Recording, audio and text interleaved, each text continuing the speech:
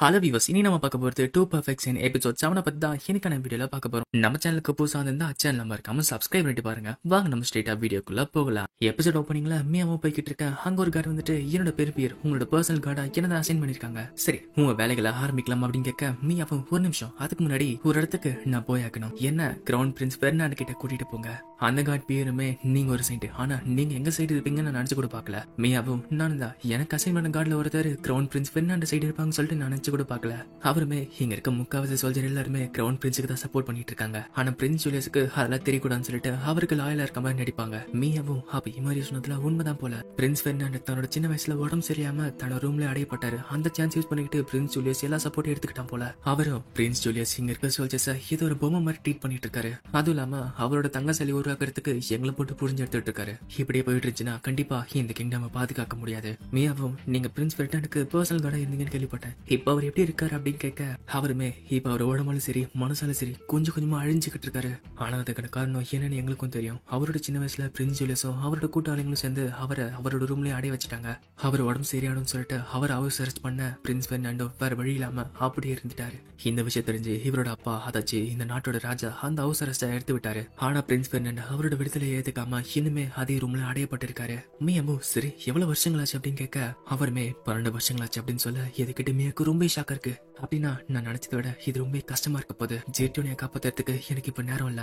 எப்படி பட்டாச்சு இவரை வெளியே வர வைக்கணும். இப்போ மியாவோ தைரியத்தை வர வச்சுக்கிட்டு பிரின்ஸ் பெர்னார்டு ரூம்குள்ள போறா. மியாவோ பிரின்ஸ் பெர்னார்டு உங்களை பார்த்ததுல ரொம்ப சந்தோஷம். நான் பிரின்ஸ் ஜூலியஸ் கூட எங்கேஜ் ஆனவா அப்படின்னு சொல்ல இது கேட்டு பிரின்ஸ் பெர்னார்டோ என்னது நீ எங்கேஜ் ஆனவளா? நான் கேள்விப்பட்டபடி ஃபீலியா தானே எங்கேஜ் ஆயிருக்கா. மியாவோ ஃபீலியா என்னோட அக்கா, அவ பழைய சூழ்நிலை காரணமாக பர்னாகோல்டாக்கு போனா, அதனால அவனோட என்கேஜ்மெண்ட் கேன்சல் ஆயிடுச்சு. அந்த பிரின்ஸும் என்னது நம்ம ஃபீலியாவை விட்டு கொடுத்துட்டோமா? எங்க அப்பா இதுக்கு எப்படி ஒத்துக்கிட்டான்னு எனக்கு தெரியல. மியாவோ உங்க அப்பாக்கு உடம்பு சரியில்லாம அவர் படுத்த படுக்கையா இருக்காரு. இப்போ இந்த நாட்டோட முடிவில் இருக்கிறது பிரின்ஸ் ஜூலியஸ் தான். எதுக்கு இருந்த பிரின்ஸும் ஹோ இப்ப ஜூலியஸ் ராஜாவை நடிச்சிட்டு இருக்கானா? அது சரி, எனக்கு தெரிஞ்சு இன்னும் கொஞ்ச நாள்லயே எனக்கு காலி பண்றோம்னு நினைக்கிறேன். மியாவை இதை பார்த்து மனசுக்குள்ள எனக்கு ஷாக்கா இருக்கு. இந்த விஷயத்துல கேட்டு அவர் ஷாக்காம இருக்காரு. எந்தவித தயக்கமும் இல்லாம உண்மையை பேசிட்டு இருக்காரு. அந்த பிரின்ஸும் சரி என்கிட்ட என்ன பேச வந்த அப்படின்னு கேட்க மியாவோ நீங்க பிரின்ஸ் ஜூலியஸ் எதிர்த்து நிக்கணும். நம்மளோட ராஜ்யத்துக்கு ஒரு பெரிய பிரச்சனை வந்துட்டு இருக்கு. அதை காப்பாத்தணும்னா நீங்க முன்னாடி நிக்கணும். இந்த ராஜ்யத்துல நீங்க தான் சிம்மாசனத்துல இருக்கணும்னு சொல்லிட்டு நிறைய பேர் ஆசைப்படுறாங்க. அந்த பிரின்ஸும் ஒண்ணு நீ நினைக்கிற மாதிரி ஃபாலோவர்ஸ் கிடையாது. எல்லா நாட்டுல இருக்க மாதிரி மூத்த மகன் தான் சிம்மாசனத்துல இருக்கணும்னு சொல்லிட்டு சும்மா எமோஷனலா பேசிட்டு இருக்காங்க. மியாவை கோபப்பட்டு இது ஒன்னும் அந்த மாதிரிலாம் கிடையாது.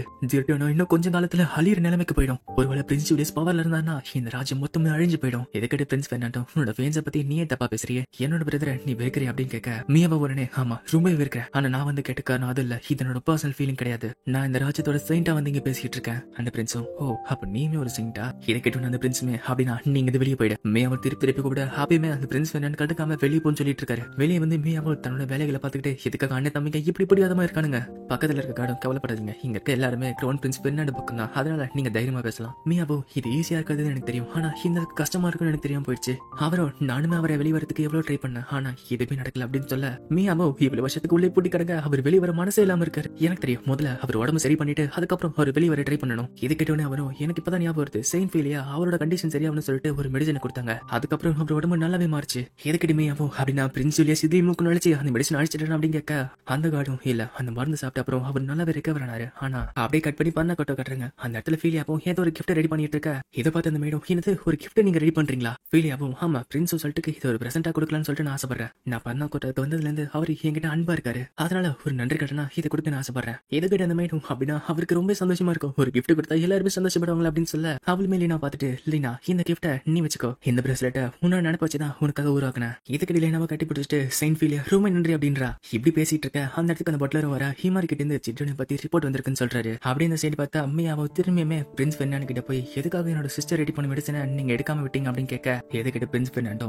அந்த மெடிசன் உன்னோட சிஸ்டர் உருவாக்குனதுல மோசமானது. ஒரு விஷயம் சொல்றதுனால கேட்டுக்கோ, ஒருவேளை என்னோட ஹெல்த் நல்லா இம்ப்ரூவ் ஆச்சுன்னா அது பிரச்சனைகளை உருவாக்கும். அந்த மெடிசன் குடிச்சு என்னோட ஹெல்த் இம்ப்ரூவ் ஆன அப்புறம் என்னோட நடக்கம் நிறுத்தவே முடியல. ஒருவேளை நான் ரெக்கவர் ஆகி எல்லாருமே நான் தான் சிம்மாசனத்துல உட்காரணும்னு சொல்லிட்டு இருந்தாங்களா, கண்டிப்பா என்னோட சாவை நிச்சயம் சொல்லிட்டு நான் யோசிச்சுட்டு இருந்தேன். இப்படி யோசிச்சுட்டு இருக்கப்ப எதுக்காக நான் அந்த மெடிசன் எடுக்கணும், அதனால தான் நான் அதை நிறுத்திட்டேன். மியாவோ அப்படின்னா நான் உங்களை பாதுகாக்கிறேன்னு சொன்னா நீங்க என்ன பண்ணுவீங்க? உங்க உயிருக்கு நான் கேரண்டியா இருந்தா அந்த மெடிசன் எடுத்துப்பீங்களா அப்படின்னு கேட்க அந்த பிரின்ஸோ இல்ல எனக்கு தெரியல, என்னால பண்ண முடியாது. மியாவோ நல்லா யோசிங்க பிரின்ஸ், நான் உங்க சைடு தான், நான் திரும்பி வருவேன்னு சொல்லிட்டு அவ கிளம்புறா. பிரின்ஸ் பெர்னார்டோ போன அப்புறம் திரும்பி வரவே வராது அப்படின்றாரு.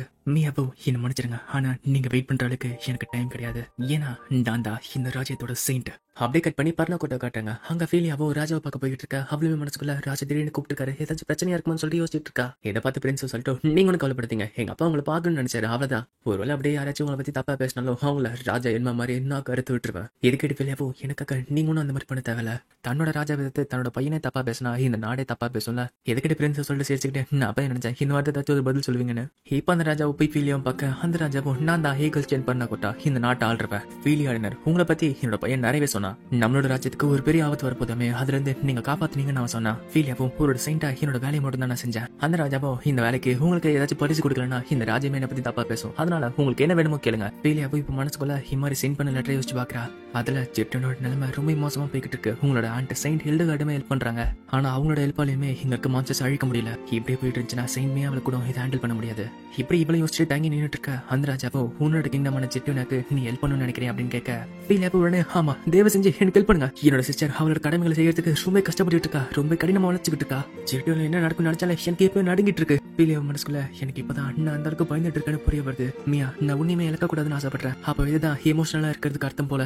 அவளுமே ராஜா கிட்ட என்ன மன்னிச்சுங்க, நான் எமோஷனலா பேசிட்டேன் அப்படின்னு சொல்ல, அந்த ராஜாவோ, ஒன்னும் கவலைப்படுறீங்க, உங்களோட ஆசையா நான் கேட்டுக்கிட்டேன். அந்த ஆசையா உங்க வாயால கேட்கணும்னு சொல்லிட்டு தான் நான் காத்துக்கிட்டு இருந்தேன். ஃபீலியாவோ, ஆனா நான் உங்க நாட்டோட செயின்ட் ஆச்சு, எப்படி பேசலாம்னு சொல்ல, அந்த ராஜாவோ, அதனால உங்களோட ஆசைகளை பத்தி வெளியே ஓப்பனா பேசக்கூடாதுன்னு யாராச்சும் சொன்னாங்களா? உங்களுக்கு ஒண்ணு வேணும்னா அதை நீங்க தான் கேட்டாகணும். அதை உங்களால பண்ண முடியலன்னா உங்களை சுத்தி இருக்கவங்க கிட்ட ஹெல்ப் கேளுங்க, கண்டிப்பா அது நடக்கும்.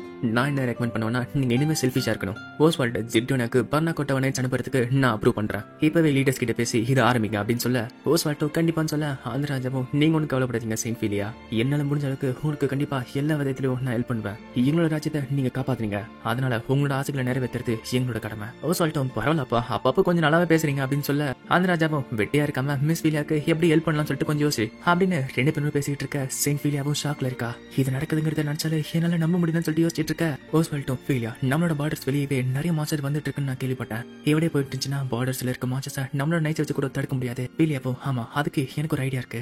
நீங்களும் உங்க நாட்டு மக்களும் இதை அலோவ் பண்ணீங்கன்னா இது ஜெரிட்டனை மட்டும் இல்ல, நமக்கு சுத்தி இருக்க எல்லா நாடையுமே இது காப்பாத்தும். அந்த ராஜாவும், அப்படியா, ரொம்ப சூப்பர், அப்ப இன்னொரு ஏதாச்சும் வெளில வச்சிருக்கீங்களா அப்படின்னு கேட்க, ஃபீலியாவும், இல்ல இந்த விஷயம் நடக்கிறதுக்கு நான் முக்கியமான கிடையாது, இதுக்கு முக்கியமானவளே கிரேஸ் தான். இப்போ இந்த விஷயத்த ஃபீலியாவும் கிரேஸ் கிட்ட எக்ஸ்பிளைன் பண்றா. ஜெட்டோனியா காப்பாத்துறதுக்கு ஒரே ஒரு சிம்பிளான வழி இருக்கு, அது இந்த கிரேட் பியூரிஃபிகேஷன் சர்க்கிள் இந்த மொத்த கான்டினென்ட் மேலேயும் போட்டா கண்டிப்பா இன்னொரு பிரச்சனை இருக்காது. ஓ சொல்லிட்டோம், ஓ இப்ப எனக்கு புரியுது, ஆமா அது நல்ல விஷயமா தான் இருக்கும், ஆனா இது ஸ்டார்டிங்ல உங்களால பண்ணிருக்க முடியாது அப்படின்னு கேட்க, கிரேஸோ, இல்ல மொத்த கான்டினென்ட் மேலேயும் ஒரு பேரியரை கிரியேட் பண்றதுக்கு அந்த அளவுக்கு மேஜிக்கல் பவர் நம்ம ஃபீலியா கிட்ட கூட கிடையாது. ஃபீலியாவும், ஆமா கரெக்டா சொன்ன, அதனால தான் உன்கிட்ட இருக்க மேஜிக்கல் பவரை நான் வாங்க போறேன். புராணங்கள்ல ஒரு ஏன்ஷியன்ட் ரிச்சுவல் இருக்கு, அதோட பேரு மேஜிக் கன்வர்ஷன் ஸ்பெல். அந்த ஸ்பெல் யூஸ் பண்ணா நிறைய பேர் கிட்ட இருக்க மேஜிக்கல் பவரை ஒருத்தர் கிட்ட டிரான்ஸ்ஃபர் பண்ண முடியும். பிரின்ஸ் சொல்லிட்டோம், அப்போ கிரேஸ் கிட்ட இருக்க மேஜிக்கல் பவரை இப்போ உங்க கிட்ட டிரான்ஸ்ஃபர் பண்ணும், கரெக்டா அப்படின்னு சொல்ல, கிரேஸோ, இல்ல என்னால இது பண்ண முடியாது, என்கிட்டயுமே அந்த அளவுக்கு மேஜிக்கல் பவர் கிடையாது. ஃபீலியாவும், கிரேஸ் உனக்கு 3 அக்காங்க செயின்டா இருக்காங்கன்னு சொன்ன, கரெக்டா, அதனால இப்போ நான் சொல்லித்தரேன் இந்த மேஜிக் கன்வர்ஷன் ஸ்பெல்ல அவங்களுக்கு சொல்லி தரியா? ஓ சொல்லிட்டோம், இப்போ எனக்கு புரியுது, அப்ப 5 பேருமே சேர்ந்து மேஜிக்கல் பவர் ஒன்னா தட்டி அந்த சர்க்கிள் உருவாக்க போறீங்க, கரெக்டா? ஃபீலியாவும், கிரேஸ் நான் இந்த ராஜ்யத்துக்கு வந்த அப்புறம் நிறைய விஷயங்களை கத்துக்கிட்டேன். அதுல ஒரு விஷயம், உன்னால மட்டுமே நிறைய விஷயங்களை செய்ய முடியாது. உன்னால முடியலன்னா உனக்கு சுத்தி இருக்கவங்க கிட்ட ஹெல்ப் கேட்கணும்னு. உங்ககிட்ட ஒண்ணு இல்லனா அதை இன்னொருத்தங்கிட்ட இருந்து கேட்டு வாங்கிக்கலாம். பர்ணக்கோட்டாக்கு வந்த அப்புறம் நான் கத்துக்கிட்ட பதில் இதுதான், அதனால ப்ளீஸ் எனக்கு ஹெல்ப் பண்ணு. இது கேட்டு கிரேஸை யோசிச்சுட்டு, ஃபீலியா கண்டிப்பா நான் செய்யறேன், உங்களுக்கு ஹெல்ப் பண்ணாம நான் வேற என்ன செய்ய போறேன், நான் உங்களோட நம்பர் 1 ஸ்டூடெண்டா என்னோட கடமையை செய்யறேன் அப்படின்றா. ஃபீலியாவும் ரொம்ப நன்றி கிரேஸ் சொல்லிட்டு அவளுக்கு அந்த ரிச்சுவலை சொல்லி கொடுக்குறா. எப்பவுமே அவ கட்டுறாங்க. அவளுமே திருப்பி பிரின்ஸ் பெர்னாண்டோ பார்க்க போயிருக்கா. பிரின்ஸ் பெர்னாண்டோ, எதுக்காக நீ இவ்வளவு கஷ்டப்பட்டு ட்ரை பண்ணிட்டு இருக்க? பேர்கிட்ட இருந்து நான் அது கேள்விப்பட்டேன். நீ பக்கத்துல இந்த நாட்டுல இருக்க மான்ஸ்டர்ஸ் அடிச்சுக்கிட்டு இருக்க, நைட் டைம்ல ஜூலியஸ் கூட இருந்துகிட்டு அவனோட பிளான்லாம் கத்துக்கிட்டு இருக்க, அதுக்கு நடுவுல நீ இங்க வந்துட்டு இருக்க. உனக்கு கண்டிப்பா இந்த லஞ்ச் செய்யறதுக்கு டைமே இருந்திருக்காது. இருந்தாலுமே நீ இவ்வளவு கஷ்டப்பட்டு இருக்க எதுக்காக? மியாவும், இது ரொம்ப கஷ்டமான டைம்ல, அதனால நானுமே ஹார்ட் ஒர்க் பண்ணல அப்படின்னு சொல்ல, பிரின்ஸ் பெர்னாண்டோ நீ ஸ்ட்ராங்கா இருக்க, அதனாலதான் அப்படி யோசிக்கிற. நான் உன்ன மாதிரி ஸ்ட்ராங் கிடையாது, அதனால என்ன மாதிரி வீக்கானவன் கிட்ட உன்னோட நம்பிக்கைகளை திணிக்காத. என்னோட அப்பா, என்னோட அம்மா, என்னோட ஹெல்த்துமே என்னை கைவிட்டுடுச்சு. ஆனா இப்படி நாட்கள் போக போக கடைசியில நான் அதுவே உண்மைங்கிறத நம்பிட்டேன். எனக்கு பயமா இருக்கு. இவள் நான் எல்லாத்தையும் நினைச்சு ஓடிட்டு இருந்தேன். இப்ப திருப்பி ஃபேஸ் பண்றதுக்கு எனக்கு ரொம்ப பயமா இருக்கு. நான் அவனை சாக்கிறதுக்கு பயப்படல. நான் இவ்வளவு காலத்துக்கு ஒரு ஃபெயிலியரா இருந்த அந்த ஃபெயிலியரை ஃபேஸ் பண்றதுக்கு பயந்துகிட்டு இருக்கேன். மியாவோ, அப்படின்னா நீங்களுமே என்ன மாதிரி தான்ல? இதை கிட்ட பிரின்ஸ் பெர்னாண்டுக்கு ஒண்ணுமே புரியல. எதுக்காக வலுரா? நீ ஸ்ட்ராங்கானவ தானே, நீ ஒரு செயின்ட் ஆச்சு. மியாவோ, பிரின்ஸ் பெர்னாண்ட் இப்பயுமே நீங்க எழுந்துக்கலனா நீங்க ஒரு ஃபெயிலியர் கூட கிடையாது. ஏன்னா ஒரு ஃபெயிலியரா இருக்கிறது கூட ஒரு தகுதி வேணும். அந்த தகுதி நீங்க ட்ரை பண்ணாதான் உங்களுக்கு வரும். நீங்க எப்பவுமே ஒரு எக்ஸ்கியூஸ் கொடுத்துட்டு ஓடிக்கிட்டே இருந்தீங்கன்னா ஒரு ஃபெயிலியரா இருக்க கூட தகுதி இல்லாம போயிடும். அதுவும் இல்லாம தோத்து போறது என்பது தப்பும் கிடையாது. உங்களோட விதியை மாத்துறதுக்கு நீங்க ட்ரை பண்ணி ஓடினாலே போதும், நீங்க நிமிர்ந்து நடக்கலாம். அதனால ஃபெயிலியர் தப்பா ஆயிட்ட போறாதீங்க அப்படின்னு சொல்லிட்டு அவளும் அங்க ஓடி வந்துட்டா. பிரின்ஸ் பெர்னாண்டோ மனசுக்குள்ள, அப்போ நீயுமே என்ன மாதிரி தான் ஃபீல் பண்ணிட்டு இருக்கியா? நீ உன்னைய டிஸ்மைண்ட் பண்ணி ஒரு ஃபெயிலியரை நினைச்சுக்கிட்டு இருக்க, ஆனாலுமே நீ ட்ரை பண்ணி ஓடிக்கிட்டு இருக்க. எனக்கு தெரிஞ்சு இதுக்கப்புறம் அவ என்ன பார்க்கவே வர மாட்டான்னு நினைக்கிறேன். அவ இனிமே திரும்பி இங்க வரப்போறது இல்ல. என்னன்னு தெரியல, அவ திரும்பி வர மாட்டான்னு நினைச்சாலே எனக்கு கோமா வந்துட்டு இருக்கு. ஆமால, அவளை நான் பார்க்க போலாம்ல. மியா, நீ ஜெயிச்சிட்ட. ஜெருட்டனை வெளியே மான்ஸ்டர்ஸ் தடுக்கிறதுக்கு நிறைய சோல்ஜர்ஸ் பாதுகாத்துட்டு இருந்தாங்க. ஆனா அவங்களுக்கு அடிப்பட மியாவும் அங்க போய் ஹெல்ப் பண்ணிட்டு இருக்கா. இப்படி அவளும் எல்லா வேலையும் முடிச்சு டயர்டா இருக்கா. அங்க பக்கத்துல பேர் வந்துட்டு, நல்ல வேலை செஞ்சீங்க, நீங்க பேரியரும் கிரியேட் பண்றீங்க, எங்களுக்கு வந்து ஹெல்ப்பும் பண்றீங்க, ரொம்ப நன்றி அப்படின்னு சொல்ல, மியாவும் இல்ல நீங்களும் இங்க இருக்க சோல்ஜர்ஸ் தான் ஒரு பெரிய வேலை செஞ்சுட்டு இருக்கீங்க. இங்க இருக்க மான்ஸ்டர்ஸ் அடிச்சுக்கிட்டு எனக்கு பாதுகாப்பு கொடுக்குறீங்க. ஆனா எனக்கு முன்னாடி காட்சன் போட்ட வெத்து விட்டுங்க, இதை பார்த்தவொன்னு ஓடிடுவானுங்க. அதனால எனக்காக இவ்வளவு வேலை செய்யறதுக்கு ரொம்ப நன்றி. அவளும் மனசுக்குள்ள, அதை விட இவரோட ஆண்டு எல்ல காட்டிங்க வந்து ஹெல்ப் பண்ணது ஒரு பெரிய விஷயமா நல்ல வேலையா போச்சு. அவங்க மட்டும் வந்து வேலையை பிரிக்காம விட்டு இருந்தா ஒரு பெரிய பிரச்சனை நடந்திருக்கும், என்னால சமாளிக்க முடியாம போயிருக்கும். இருந்தாலுமே எவ்வளவு நாளைக்கு எப்படி தாக்கு பிடிக்க போறோம்னு தெரியல. அதுவும் இல்லாம ஃபீலியர் கிரியேட் பண்ண பேரியர்ல ஒண்ணு இன்னைக்கு உடஞ்சு போயிடுச்சு. இப்போ அந்த உடச்சு போன பேரியரை காட்ட அதுல இருந்து ஒரு ஷேடோ வருது. ஒரு வாய்ஸுமே, என்னோட ஷேடோ, எனக்கு செயின்ட் ஃபீலியாவை கொண்டு வா. இந்த சைடு ஃபீலியாவை தூங்கிட்டு இருக்க அந்த ஷேடோவுமே அவகிட்ட வருது. ஆனா செயின்ட் ஃபீலியா அதை உணர்ந்து செயின்ட் பர்னுங்கிற ஸ்பெல்ல போட அந்த ஷேடோவுமே மாட்டிக்குது. ஃபீலியாவும், நீ யாரு, உன்னை ஆரம்பிச்சா இங்க என்ன பண்ணிட்டு இருக்கன்னு சொல்லி கேட்டுட்டு இருக்க. பார்த்தா அந்த ஷேடோவை யாரும் அழிக்கிறாங்க. யாருன்னு பார்த்தா முன்னாடி காட்டின அந்த சர்ச்ல இருந்து வந்த எக்ஸாசிஸ்ட். அவளும், miss greatest of all time, உங்களை பார்த்ததுல ரொம்ப சந்தோஷம். என்னோட பேரு ஹெர்சா நோட்டீஸ், நான் ஒரு எக்ஸாசிஸ்ட். ஃபீலியாவும், எக்ஸாசிஸ்டா? இந்த சர்ச் ஆஃப் கிரேமாக்ஸ்ல இருக்க டீமன் ஹண்டர்ஸ் தானே நீங்க?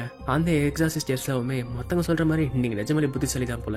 டீமனோட உலகம் நம்ம உலகம் நெருங்கி வந்துட்டு இருக்கு. அது உங்ககிட்ட வார்ன் பண்றதுக்கு தான் இங்க வந்தேன். ஆனா அவனோட ஷேடோ அனுப்பி இந்த மாதிரி பண்ணுவான்னு நினைச்சு கூட பாக்கல. உடனே ஃபீலியாவும், நீ ஆர்ச் டீமன் அஸ்மோடியஸை பத்தி பேசுறியா அப்படின்னு கேட்க, இதுகிட்ட அவளுக்குமே ஷாக்கா இருக்கு. எர்சாவோ, ஆமா, டீமன் உலகம் கிட்ட நெருங்கி வர சீலும் வீக் ஆகிட்டே இருக்கும். ஒருவேளை அந்த சீல் உடஞ்சு போச்சுன்னா ஆர்ச் டீமன் அஸ்மோடியஸ் திருப்பி ரிவைவ் ஆகிடுவான். அதுவும் இல்லாம அவனோட முதல் டார்கெட்டே நீ தான். இப்போ ஜெட்டுனே காட்டுறாங்க. மியாவோ, இனிமேல்ட்டு ஒரு டிஃபென்ஸ் மீட்டிங் நடக்க போகுது. அதுக்கு முன்னாடி பிரின்ஸ் பெர்னாண்டோ பார்க்க போலான்னு இருக்கேன். நேற்று வர அந்த மான்ஸ்டர்ஸ் அழிக்கிறதுக்கும் பேரியர் கிரியேட் பண்றதுக்கும் கரெக்டா போயிடுச்சு. அதனால அவரை பார்க்கவே போல. இப்ப இவ்வளவு பிரின்ஸ் பெர்னாண்டோ ரூமுக்கு போலான்னு போவ, அங்க பார்த்தா பிரின்ஸ் ஜூலியஸுக்கு சப்போர்ட் பண்ற நோபல்ஸ் வந்து அவளை தடுக்கிறாங்க. அவங்களும், மீட்டிங் ரூமுக்கு போற வழி இது கிடையாது, நான் கேள்விப்பட்டேன் நீங்க பிரின்ஸ் பெர்னாண்டோ அப்பப்ப பார்க்க போறீங்களாமே. பிரின்ஸ் ஜூலியஸ்க்கு எங்க ஜனவ இந்த மாதிரி இன்னொரு பிரின்ஸ் அப்பப்ப பார்க்க போறது பத்தி எல்லாரும் தப்பா பேசுவாங்கல்ல. மியாவோ, என்னோட ஃபியான்ஸோட பிரதருக்கு ரொம்ப உடம்பு முடியாம பார்த்தல, அதனால அவர் பாத்துக்க நான் போறேன். ஒரு செயின்டா இது கூட செய்யலனா எப்படி அப்படின்னு கேட்க, இதுக்கு இந்த மார்க்கிஸோ, ஓ அவ்வளவுதானா, நீங்க நிஜமாலே ஒரு நல்ல செயின்ட் தான். ஆனா அவரை அப்படியே விட்டு போறது உங்களுக்கு நல்லதா இருக்கும். அவர் இந்த மாதிரி வீட்டுக்குள்ளே பிடிக்கிறது அவரோட முடிவு, அதனால அதை நம்ம மதிக்கணும்ல. இதுக்கிட்ட மியா கோபப்படுறா. அவளு மனசுக்குள்ள, நீங்க இந்த மாதிரி அவரை ட்ரீட் பண்ணனால தான் அவர் அந்த மாதிரி அடைஞ்சு கிடக்குறாரு. இந்த மாதிரி மியா கோபப்படுறத அவரோட பையனை நோட்டீஸ் பண்ணிட்டு, சரி மீட்டிங் டைம் ஆச்சு வாங்க போலான்னு சொல்லிட்டு கூட்டிட்டு போறாரு. ஆனா மீட்டிங் போனா அவங்களுக்குலாம் ஒரு பெரிய ஷாக் இருக்கு. பார்த்தா அங்க பிரின்ஸ் பெர்னாண்டோ வந்திருக்காரு. ஜூலியஸோ, பெர்னாண்டோ இங்க என்ன பண்ணிட்டு இருக்க அப்படின்னு கேட்க, பிரின்ஸ் பெர்னாண்டோ, ஜூலியஸ் நான் கலந்து பேசு, உன்னோட அண்ணன் கிட்ட பேசிட்டு இருக்க. உடனே ஜூலியஸ் பயந்துகிட்டே, அண்ணா இங்க என்ன பண்ணிட்டு இருக்கீங்க அப்படின்னு கேட்க, இதை பார்த்து மியாக்கு ரொம்ப ஷாக்கா இருக்கு. இவர் இங்க என்ன பண்ணிட்டு இருக்காரு? ஜூலியஸும், உங்களுக்கு தான் உடம்பு சரியில்லைன்னு கேள்விப்பட்டேனே, நீங்க பெட்ல தானே இருக்கணும், இங்க என்ன பண்ணிட்டு இருக்கீங்க அப்படின்னு கேட்க, பிரின்ஸ் பெர்னாண்டோ, என்னை பத்தி கவலைப்பட்டதுக்கு ரொம்ப நன்றி. ஆனா நீ உனக்கு கவலைப்படாத, எனக்கு எதுவும் இல்ல, எனக்கு இப்போதைக்கு நல்லா தான் இருக்கு. நம்மளோட அப்பா உடம்பு சரியில்லாம படுத்த படுக்க இருக்காரு. அதனால அவரோட இடத்துல இருந்து கிரௌன் பிரின்ஸா என்னோட பொறுப்புகளை ஏத்துக்கிட்டு இந்த நாட்டை பாத்துக்கணும்ல. இது கேட்ட உடனே அங்க இருக்க நோவல்ஸ்க்கு எல்லாம் ஷாக்கா இருக்கு. மியாவும், இவர் வெளியே வந்தது பெரிய விஷயம், ஆனா இவர் ரொம்ப அதிகமா போயிட்டு இருக்காரு. இந்த மாதிரி ஜூலியஸ் வேற வெறுப்பேத்தினீங்கன்னா அவ என்ன பண்ணுவான்னு நம்மளுக்கு தெரியாது. உடனே பெர்னாண்டோ சைலண்டா மியா கிட்ட, இதுதான் நான் எதிர்பார்த்தேன், என்னோட பிரதர் இந்த மாதிரி கோபப்பட்டு முட்டாத்தனமா ஏதாச்சும் ஒண்ணு பண்ணுவான். பிரின்ஸ் பெர்னாண்டோ, ஆனா நான் இதை எதிர்பார்க்கல, பர்னா கொட்டா நம்மளுக்கு ஹெல்ப் பண்ணு சொல்லிட்டு சோல்ஜர்ஸ் அனுப்புறாங்க. ஆனா நீ அதை மறுத்துட்டியாமே. அந்த நாட்டோட ராஜா நம்மளோட அப்பாவோட பழைய ஃப்ரெண்டு, அதனால அவர் ஹெல்ப் பண்ற சொல்றப்ப நம்ம ஏத்துக்கணும்னு சொல்ல, ஜூலியஸும், இல்ல நான் அதுக்கு ஒத்துக்க மாட்டேன், அவங்க ஒன்னும் சும்மா அனுப்பல, அவங்களோட நைட்ஸ் அனுப்புறாங்கன்னா கண்டிப்பா வேற ஏதாச்சும் பிளான் போட்டுருப்பானுங்க. அவங்களோட நைட்ஸ் அனுப்பிச்சு இந்த நாட்டை டேக் ஓவர் பண்ணு சொல்லிட்டு யோசிச்சுட்டு இருக்காங்க போல. எப்படி மான்ஸ்டர்ஸ் அழிக்கப்பட போற ஒரு நாடை அவங்க டேக் ஓவர் பண்ணி என்ன பண்ண போறாங்க. மிகவும் மனசுக்குள்ள பிரின்ஸ் ஜூலியஸை பார்த்து அவர் பயப்படுவார் நினைச்சேன். ஆனா தைரியமா பேசிட்டு இருக்காரு. உடனே அவரோட கை பார்க்க அவர் கை நடங்கிட்டு இருக்கு. அப்புறம் தான் தெரியுது அவர் என்ன பயந்தா இருக்காருன்னு. ஆனாலுமே எனக்காக இந்த மாதிரி நடிச்சுக்கிட்டு இருக்காரு அப்படின்னா இவருக்கு நானுமே ஹெல்ப் பண்ணணும். முன்னாடி நின்று சண்டை போடுறப்ப நானுமே கூட இருந்து உங்களுக்கு சப்போர்ட் பண்ணுவேன். ஜூலியஸும், இந்த மாதிரி முடிவெடுத்தா எதுவும் நடக்க போறதில்ல, அதுவும் இல்லாம இதுக்குள்ள காரணம் ஃபீலியா தான். அவளோட சொந்த நாடு இந்த மாதிரி நிலைமையில இருக்கப்ப அவ மாறுதுகிட்ட அந்த நாட்டுல இருக்காப்பாரு. அவ இந்த நாட்டுக்கு துரோகம் செஞ்சுட்டா, அதனால அந்த துரோகத்துக்கு அவளை அரெஸ்ட் பண்ணணும். இதுக்கிட்ட மியா கோவப்பட்டு அங்கே ஷாக் ஆகி உறைஞ்சு போயிட்டா. இதை பத்தி பெர்னாண்டோ, உனக்கு என்ன சொல்றது, பர்னா கொட்டா கண்டிப்பா இதுக்கு ஒத்துக்க மாட்டாங்க, அதனால குழந்தை மாதிரி சண்டை போடாம இந்த விஷயத்த இங்கே முடிச்சிடலாம், இன்னொரு நாளைக்கு இதை பத்தி பொறுமையா பேசுவோம் சொல்ல, ஜூலியஸும், பிரதர் நீ ஒண்ணு இதுல பேசாத, இந்த மீட்டிங் முடிஞ்சவனே ஃபீலியோட அப்பா அம்மாவான மார்க்கெட் அண்ணன் ஒரு ஃபேமிலி கிட்ட இருந்து எல்லா சொத்தையும் பறிமுதல் பண்ணுவோம். அந்த துரோகிக்கான பனிஷ்மெண்ட்டை அவங்க அப்பா அம்மா ஏத்துக்க போறாங்க.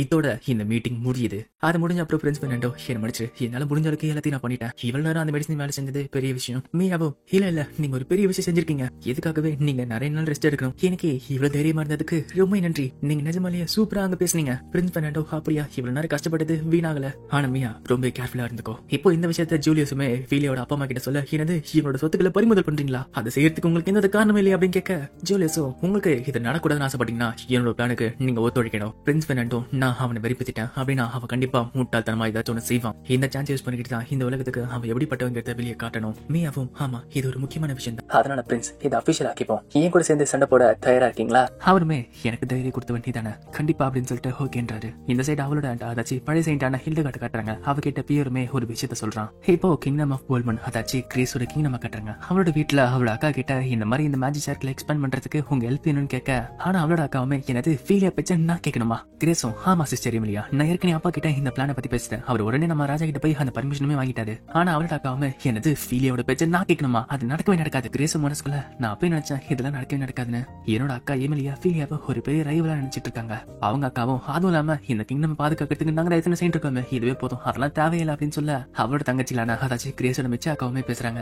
அவங்களுமே மான்ஸ்டர் வந்துட்டு இருக்குதான் தத்துட்டு இருக்கோம். ஆனா போவ அது ரொம்ப மோசமா போய்கிட்டு இருக்கோம்ல. பக்கத்துல இருக்கவனும் எனக்கு தெரிஞ்சு நம்ம அக்கா எமிலியா ஃபீலியா பார்த்து பூர்வமா படுறாங்கன்னு நினைக்கிறேன். ஆனா அப்படி பண்றது ஒரு சைண்டா தப்பான விஷயம் ஆச்சு அப்படின்னு சொல்ல இதுகிட்ட எமிலியாவும் ஜேன் வாய மூடு நான் அந்த மாதிரிலாம் யோசிக்கல. சரி இந்த நாட்டு நல்லதுக்காக செஞ்சதான் அவனும் நான் செய்யறேன். ஒரு சைண்டா அது என்னோட கடமை செஞ்சு தொலைறேன். கிரேஸ் மனசுக்குள்ள எப்படியோ நல்லபடியா நடந்தா சரி ரொம்ப நன்றி ஜேன் அக்கா. இப்ப அவங்களுமே சரி என்ன பண்ணணும்னு சொல்லிட்டு கேட்க கிரேஸுமே அந்த கிரேட் பியூரிஃபிகேஷன் சர்க்கிள் மேஜிக்கை எக்ஸ்பேண்ட் பண்றதுக்கு நம்மளோட மேஜிக்கல் பவர் கொடுக்க போறோம். அதுக்கு ஒரு ஏன்ஷியன்ட் ரிச்சுவல் இருக்கு. அது பேரு மேஜிக் கன்வர்ஷன். ஆனா அதுக்கு முன்னாடி ஏன்ஷியன்ட் ரிச்சுவல் எப்படி ஒர்க் ஆகுதுங்கிறத நான் உங்களுக்கு சொல்லி தரணும். உங்களுக்காக சைன் ஃபீலியா இந்த மேனுவல் ரெடி பண்ணிருக்காங்க. இது படிச்சு பார்த்தாலே உங்களுக்கு எப்படி பண்ணுங்கிறது புரியும். இதை ஆரம்பிக்கிறதுக்கு முதல்ல நம்ம மான பர்செப்ஷனை அதிகப்படுத்தணும். அப்படி பண்ணாதான் நம்ம ரோபோ ஃபிளைட்டுங்கிற ஃபர்ஸ்ட் ஸ்பெல்ல யூஸ் பண்ண முடியும். அந்த மேனுவல் எடுத்து எமிலியாவும் ஃபர்ஸ்ட் பேஜ் ஃபுல்லா படிச்சுட்டு சரி இது இப்படிதான் பண்ணும் போலன்னு சொல்லிட்டு சொல்ல பார்த்தா ரோபோ ஃபிளைட்டை ஈஸியாக கத்துக்கிட்டா. இதை பார்த்து கிரேஸும் மத்தவங்களுக்கு ஷாக்கா இருக்கு. கிரேஸ் மனசுக்குள்ள இவங்க உடனே கத்துக்கிட்டாங்க. எமிலியாவும் நல்லா போறதவனே டேலண்டானவ அதை ஈஸியா கத்துக்கிட்டேன். ஆனா அவளுக்கு மனசுக்குள்ள ஃபீலியா இவ்வளவு திறமையானவளா? இந்த மாதிரி அட்டகாசமான ஸ்பெல் எல்லாம் அவ கத்து வச்சிருக்காளே இது ஒரு பெரிய கிஃப்ட் தான். ஆனாலுமே மாடியோட ஃபேமிலிக்கு இது ஒரு அசிங்கமா போகுது. அதனால அது சரி பண்றதுக்கு இதை உடனே கத்துக்கிட்டு நம்ம யாருங்கிறத அந்த ஃபீலியாக்கு காட்டுவோம். இப்போ மியாவை காட்டுறாங்க. மியா கிட்ட பேர் வந்துட்டு பிரின்ஸ் ஜூலியஸ் தன்னோட வேலையை ஆரம்பிச்சிட்டாரு. மியாவும் இந்த நாட்டை ஆள்றவன் அதுக்குள்ள வெறிப்பாக்கி இந்த மாதிரி பண்ணு நினைச்சு கூட பாக்கல. சரி அவன் என்ன பண்றான் அப்படின்னு கேட்க பேருமே ஹவுஸ் அண்ணனார ஒரு பார்ட்டியை கிரியேட் பண்ண வச்சிருக்காரு அவரு. இதுக்கிட்ட மியாவும் ஷாக் ஆகுறா. என்னது பார்ட்டியா? அந்த பார்ட்டியில எல்லாம் நோல்ச்சி ஒண்ணு சேர்க்க ட்ரை பண்ணிட்டு இருக்கானா? இவ எப்ப என்ன பண்ணுவாங்கிறது என்னால கணிக்க முடியல. இப்ப மியாவும் இதை யோசிச்சு போயிட்டு இருக்க. அவளோட சர்வெண்ட் வந்துட்டு ஒரு விஷயம் உங்ககிட்ட சொல்லணும். உங்களை பார்க்க ஒருத்தர் வந்திருக்காரு. மியாவும் உள்ள போய் பார்த்து ஷாக் ஆகுறா. என்னது அந்த மார்க்கெஸோட பையனா? அவரும் செயின்ட் மியா உங்ககிட்ட ஒரு உண்மையை சொல்லி ஆகணும். இப்ப மியாவோ அவளோட வீட்டுக்கு வந்துட்டு ஆடு ரொம்ப டயர்டா இருக்கு அப்படின்னு சொல்ல வெளியே என்னமோ சத்தம் கேக்குது. அவளு வெளியே போய் பார்க்க அவரோட அப்பாவுமே யாரோ பார்த்து கத்திட்டு இருக்காங்க. அங்க வந்து யாருன்னு பார்த்தா இவரோட ஆண்ட் அதாச்சு பழைய செயின்டான ஹில்டகார்ட். அந்த செயின்ட் ஹில்டகார்டுமே ஆனா இந்த வீட்டோட தலைவன் பேசிட்டு இருக்கேன். ஆனா நீ இந்த மாதிரி கத்தக்கூடாது கண்ணு கவலைப்படாத. நம்ம அவ ஒரு செயின்டா பார்க்க வந்திருக்கேன். அவ்வளவுதான் அவளை வெளியே சொல்லு நான் பேசிட்டு இங்க இருந்து கிளம்புறேன். அவருமே சரி சொன்னதை சொல்லிட்டு இங்க இருந்து கிளம்பி போயிடு அப்படின்னு சொல்ல மியாவுமே அவங்கள போய் பாக்குறா. மியாவும் மனசுக்குள்ள இவங்களை நான் ரொம்ப காலத்து பார்க்காம இருந்தல. ஆனா இவங்க பாக்குறதுக்கு என்னோட அக்கா செயின்ட் ஃபீலியா மாதிரி இருக்காங்கல்ல. அவளும் ஆண்டி எனக்காக திருப்பி செயின்டா வந்து உங்களோட கடமைகளை செய்யறதுக்கு ரொம்ப நன்றி. அவங்களுமே என்னோட பாராட்ட தேவையில்ல. இன்னும் கொஞ்ச நாள்ல இந்த கிங்டம் மொத்தமாவே மாஞ்ச சொல்ல அழிய போகுது. இந்த மாதிரி நிலைமையில இந்த ராஜ்யம் இருக்குன்னு நான் நினைச்சு கூட பார்க்கல. என்னோட ஸ்டூடெண்ட் ஃபீலியா மட்டும் இங்க இருந்தா இந்த விஷயத்த ஈஸியாவே தடுத்திருப்பா. மியாவும் ஆமா இங்க இருக்க விஷயத்த நம்ம தடுத்துட்டு இருக்கோம். ஆனா என்ன விஷயத்த தீக்கல நம்ம. அவளும் சரி சொல்லுங்க ஆண்டி என்ன விஷயத்த என்கிட்ட பேச வந்தீங்க அப்படின்னு கேட்க அவங்களும் சரி நான் ஸ்ட்ரெயிட்டா பாயிண்ட்டுக்கு வரேன். மியா உன்னை நான் அடாப்ட் பண்ணிக்கப்பா அப்படின்னு கேட்க இதுக்கிட்ட மியாக்கு ஷாக்கா இருக்கு. அவங்களுமே இன்னும் கொஞ்ச நாள்ல கண்டிப்பா உன்னோட அப்பா அம்மா உன்னை கைவிட்டு கண்டிப்பா அழியிற நிலைமைக்கு போயிடுவாங்க. பிரின்ஸ் ஜூலியஸ் கிட்ட நீ ரிவெஞ்ச் எடுக்கணும்னு சொல்லிட்டு பண்ற விஷயத்துல கண்டிப்பா உன்னோட அப்பா அம்மா மட்டும் இல்ல நீமே பாதிக்கப்படுவ. கவலைப்படாத. நான் கிரவுன் பிரின்ஸ் ஃபேக்ஷனை சேர்ந்தவ. என்ன நினைச்ச என்னோட ஸ்டூடெண்டா நாடு கடத்தி வித்தவன நான் சும்மா அவ்வளவு நினைச்சியா? எங்க பக்கம் சேர்ந்துட்டேன்னு சொல்லிட்டு பியர் என்கிட்ட சொன்னா. அதனால உங்ககிட்ட விஷயங்களை பத்தி பேசணும்னு சொல்லிட்டு நான் காத்துக்கிட்டு இருந்தேன். உன்னோட பேரண்ட்ஸ் இருந்த அப்புறம் கண்டிப்பா நீ பல கஷ்டங்களை சந்திப்ப. நானுமே என்னோட ஹஸ்பண்ட் எழுந்துட்டேன். ஆனா உனக்கு சப்போர்ட் பண்றதுக்கு கண்டிப்பா எனக்கு ஒரு வழி இருக்கும். மேயாவும் ஆனா என்னை பத்தி உங்களுக்கு சுத்தமா தெரியாது. இருந்தாலுமே எதுக்காக என்ன அடாப்ட் பண்ண ட்ரை பண்றீங்க அப்படின்னு கேட்க அவங்களும் அதை செய்யறதுக்கு ஒரு சில காரணங்கள் இருக்கு. ஏன்னா உன்னோட பேரண்ட்ஸ் தான் என்னோட பொண்ணு திருட்டிட்டாங்களே. இதை கேட்டவனே மியாக்கு ஒன்னும் புரியல. இல்ல அதுக்கு வாய்ப்பு இருக்காது. அவங்களும் ஒரு பழைய கதை இருக்கு கேக்குறியா? என்னோட தம்பி அதாச்சு உன்னோட அப்பா மார்க்கீஸ் அடனர் சின்ன வயசுல இருந்து என் மேல பொறாமையா இருந்தா. ஏன்னா என்னோட அம்மா நான் செயின்டா போறேன்னு சொல்லிட்டு என் மேல நிறைய அட்டென்ஷன் கொடுத்துட்டு இருந்தாங்க. நாள் போக போக அவ இன்னுமே என்ன வெறுக்க ஆரம்பிச்சான். அப்படியே ஊர்ல என்னை பத்தி தப்பா பொருளைகளை பேச ஆரம்பிச்சா. கொஞ்ச காலம் கழிச்சு என்னோட அம்மாவை இறந்து போயிட்டாங்க. அதனால சுத்தி இருக்க எல்லாருமே அவ சொல்ற பொய்களை நம்ப ஆரம்பிச்சாங்க. நான் ஒரு செயின்டா இருந்தாலுமே அந்த பொய்களை வச்சு என்னோட வீட்ல இருந்தே திருத்தி அனுப்பிச்சிட்டான். ஹவுஸ் அடனார்ல எனக்கு ஒரு இடம் இல்லாம போயிடுச்சு. அதுக்கப்புறம் இந்த ஃபேமிலியை வளர வைக்கிறதுக்கு என்னோட தம்பி கல்யாணம் பண்ணிக்கிட்டான். ஆனா காலம் போக போக அவங்களால ஒரு குழந்தையை பெத்தெடுக்க முடியல. அவன் ஹவுஸ் அடனார் சேர்ந்தவன், செயின்ட் ஃபேமிலியை சேர்ந்தவன். அந்த ஃபேமிலியோட ஹெட்டா இருந்துட்டு ஒரு பொண்ணு கொடுக்காம இருந்ததுனால நிறைய டபுள்ஸ் அவனை பத்தி தப்பா பேச ஆரம்பிச்சாங்க. அந்த டைம்ல தான் நான் பிரெக்னெண்டா இருந்தேன். அப்பதான் அவங்களோட கண்ணு என்னோட பொண்ணான ஃபீலியா மேல திரும்பிச்சு. அவளோட தம்பி அதாச்சி மீயோட அப்பாவுமே இது ஒரு பொண்ணா இருந்தா நான் அவளை யூஸ் பண்ணிப்பேன்னு சொல்லி மிரட்டிட்டு இருக்கான். அவங்களுமே என் வயித்துல வளர்த்து ஒரு பொண்ணு தெரிஞ்ச உடனே அவ என்கிட்ட இருந்து என் பொண்ணு திருடிட்டான். எனக்கு பிறக்க போற குழந்தை வயித்துல இறந்து போச்சுன்னு நிறைய பொய்களை பரப்பி விட்டான். என்னோட பொண்ணு நல்லபடியா பிறந்துச்சு. ஃபீலியா தான் என்னோட பொண்ணு நான் வெளியே சொன்னப்ப என்ன யாருமே நம்பல. என்னோட குழந்தை இழந்ததுனால எனக்கு பைத்தியம் போச்சுன்னு சொல்லிட்டு எல்லாருமே என்ன பேச ஆரம்பிச்சாங்க. கொஞ்ச காலம் கழிச்சு என்னோட ஹஸ்பண்டுக்கும் உடம்பு சரியாம போயிடுச்சு. அப்புறம் போக போக ரொம்ப மோசமாயிடுச்சு. கடைசியில அவருமே நான் இழந்து போயிட்டேன். இவ்வளவு விஷயம் நடந்த அப்புறம் ஃபீலியாக்காக சண்டை போடுற தம்பு நான் இழந்துட்டேன். கடைசியில என்னோட பொண்ணு ஃபீலியாக்கு என்னால செய்ய முடிஞ்ச விஷயம் அவளுக்கு செயின்ட பத்தி எப்படின்னு சொல்லி கொடுக்கறது தான். ஆனா அவளை எவ்வளவு கஷ்டம் கொடுத்தாலும் இந்த உலகத்துல எப்படி வளருதுங்கிறத நான் சொல்லி கொடுத்தேன். அவளை இந்த மாதிரி விட்டு கொடுத்ததுனால ஒரு அம்மாவா இருக்க தகுதியே நான் போய் இழந்து போயிட்டேன்ல. அதனால இந்த உண்மைகளை ஃபீலியா கிட்ட நான் இது வரைக்கும் சொன்னதே கிடையாது. மீயாவும் ஆனா எதுக்காக இதெல்லாம் ஏகிட்ட சொல்றீங்க? நான் தான் என்னோட அப்பா அம்மாவோட உண்மையான பொண்ணுன்னு தெரியல உங்களுக்கு. எதுக்காக எங்கிட்ட இந்த விஷயத்த சொன்னீங்க? அவங்களும் இதுக்கான காரணம் ரொம்ப சிம்பிள் தான். இதுதான் என்னோட ரிவெஞ்ச். இது கேட்டு மீயாவுக்குமே அவங்க அப்பா அம்மா மேல இருந்த கொஞ்சம் மரியாதையும் பாசமும் உடஞ்சு போச்சு. அவளும் அப்படின்னா உங்களோட ரிவெஞ்ச் ஒர்க் ஆகுதுல? அவளு மனசுக்குள்ள ஏன்னா அவங்க எந்த அளவுக்கு மோசமா இருந்தாலும் என்னோட அப்பா அம்மாங்கிற பாசம் கொஞ்சம் அவங்க மேல ஒட்டிட்டு இருந்துச்சு. ஆனா இப்ப நான் தொங்கிட்டு இருந்த கொஞ்சம் பாசமும் கொஞ்சம் நம்பிக்கையும் இவங்க சொன்ன அப்புறம் எல்லாமே உடஞ்சு போயிடுச்சு. அதுவும் இல்லாம அந்த அப்பா அம்மாக்கு போறவங்க தானா என்னதான் ஃபீலியாவை அந்த மாதிரி ட்ரீட் பண்ணாங்க. அக்கா ஃபீலியா என்ன மன்னிச்சிரு. உன அக்கான்னு கூப்பிடுறது கூட எனக்கு இப்ப ரைட்ஸ் இருக்கான்னு தெரியல. அவளும் இவ்வளவு உண்மைகள் சொன்ன அப்புறம் எனக்கு இன்னும் ஒரு விஷயம் புரியல. உங்களை இருக்கிற உங்க தம்பியோட பொண்ணை எதுக்காக நீங்க அடாப்ட் பண்ண ட்ரை பண்றீங்க? அவங்களும் பர்னாக்கோட்டில இருந்து எனக்கு ஒரு லெட்டர் வந்துச்சு. அது ஃபீலியா கிட்ட இருந்து வந்துச்சு. அவ உன்னை பத்தி நிறையவே கவலைப்படுறேன்னு சொல்லிட்டு ஒரு பெரிய லெட்டராவே எழுதிருக்கா. ஃபீலியாவோ ஆண்ட் ப்ளீஸ் மீயாக்கு ஹெல்ப் பண்ணுங்க. அவ ரொம்ப அன்பானவ, அவ ரொம்ப ஸ்ட்ராங்கானவ. அவ எந்த விஷயத்தை ட்ரை பண்ணாலும் அவளோட முழு எஃபர்ட்டை போட்டு எல்லாத்தையும் பண்ணுவா. ஆனா ஒரு சில டைம் அவ ரொம்ப ஓவரா போயிடுவா. அதனாலதான் நான் அவளை பத்தி கவலைப்படுறேன். மீயா என்னோட தங்கச்சி, என்ன மாதிரி இல்லாம அவ ரொம்ப நல்ல பொண்ணு. எனக்கு அவனா ரொம்ப பிடிக்கும். பிரின்ஸ் ஜூலியஸ்க்கு நான் என்கேஜ் பண்ண அப்புறம் திருப்பி என்னோட வீட்டுக்கு என்ன கூப்பிட்டாங்க. ஆனா அது என்னோட வீடு மாதிரி இருக்காது. ஆனா அந்த இடத்துல மீயா என்ன ரொம்ப அன்பா வரவேத்தா. நான் அந்த வீடா யோசிச்சது காரணமே என்னோட தங்கச்சி மட்டும்தான். அவ அங்க இருந்தனால தான் எனக்கு அந்த இடம் வீடா தோணுச்சு. ஆனா இந்த விஷயம்லாம் அங்க இருக்கிறப்ப எனக்கு தோணவே இல்லை. வர்ணாக்கோட்டை கொண்ட பிறகு தான் என்னோட வாழ்க்கையில இருக்க நிறைய விஷயங்களை பத்தி புரிஞ்சுக்கிட்டேன். அதனால இப்போ என்னால அதை பத்தி யோசிச்சு பார்க்க முடியுது. மீயாவோட அன்புதான் அந்த இடத்துல என்ன காப்பாத்துச்சு. அவதான் இந்த மாதிரி இக்கட்டான சூழ்நிலையில இருக்க ஜிட்டோனியாக்கு தேவைப்படுற வெளிச்சமே. அதனால சென்சே இத நான் உங்ககிட்ட கேட்டுக்கிறேன். ப்ளீஸ் மீயாக்காக அங்க இருங்க, அவளுக்கு ஹெல்ப் பண்ணுங்க. மீயாவோ சிட்டோனில இருக்க மான்ஸ்டர் அழிச்சிட்டு இருக்க. ஆனா அப்ப என்ன அழிச்சாலும் மான்ஸ்டர் திருப்பி வந்துட்டு இருக்கு. மீயாவோ அழிக்க வந்துட்டு இருக்குங்க. அந்த சைடு ஆண்ட் எல்லுகாடுமே முடிஞ்ச அளவுக்கு பேரியஸை கிரியேட் பண்ணிட்டு இருக்காங்க. ஆனா இந்த நிலைமையை பார்த்தா பில்லர்ஸ் ஆஃப் லைட் கூட தாக்கு பிடிக்க முடியாது போல. நாங்க என்னதான் பண்ணாலும் பிரின்ஸ் ஜூலியஸ்க்கு இந்த மாதிரி நிலைமை இருக்கிறது அவனுக்கு புரிய மாட்டேங்குது. அதுவும் இல்லாம பர்னாக்கோட்டையில இருந்து வந்த நைட்ஸ் அவ மறுத்துட்டான். இப்படி அவளும் யோசிச்சுட்டு இருக்க. அந்த ஃபாரஸ்ட்குள்ள ஒரு டார்க்கான பிரசன்ஸ் அவ நோட்டீஸ் பண்றா. மீயாவோ அந்த பிரசன்ஸ் என்னால பார்க்க முடியுதுன்னா அப்ப டீமன் ரன் இன்னும் பக்கத்துல வந்துருச்சு.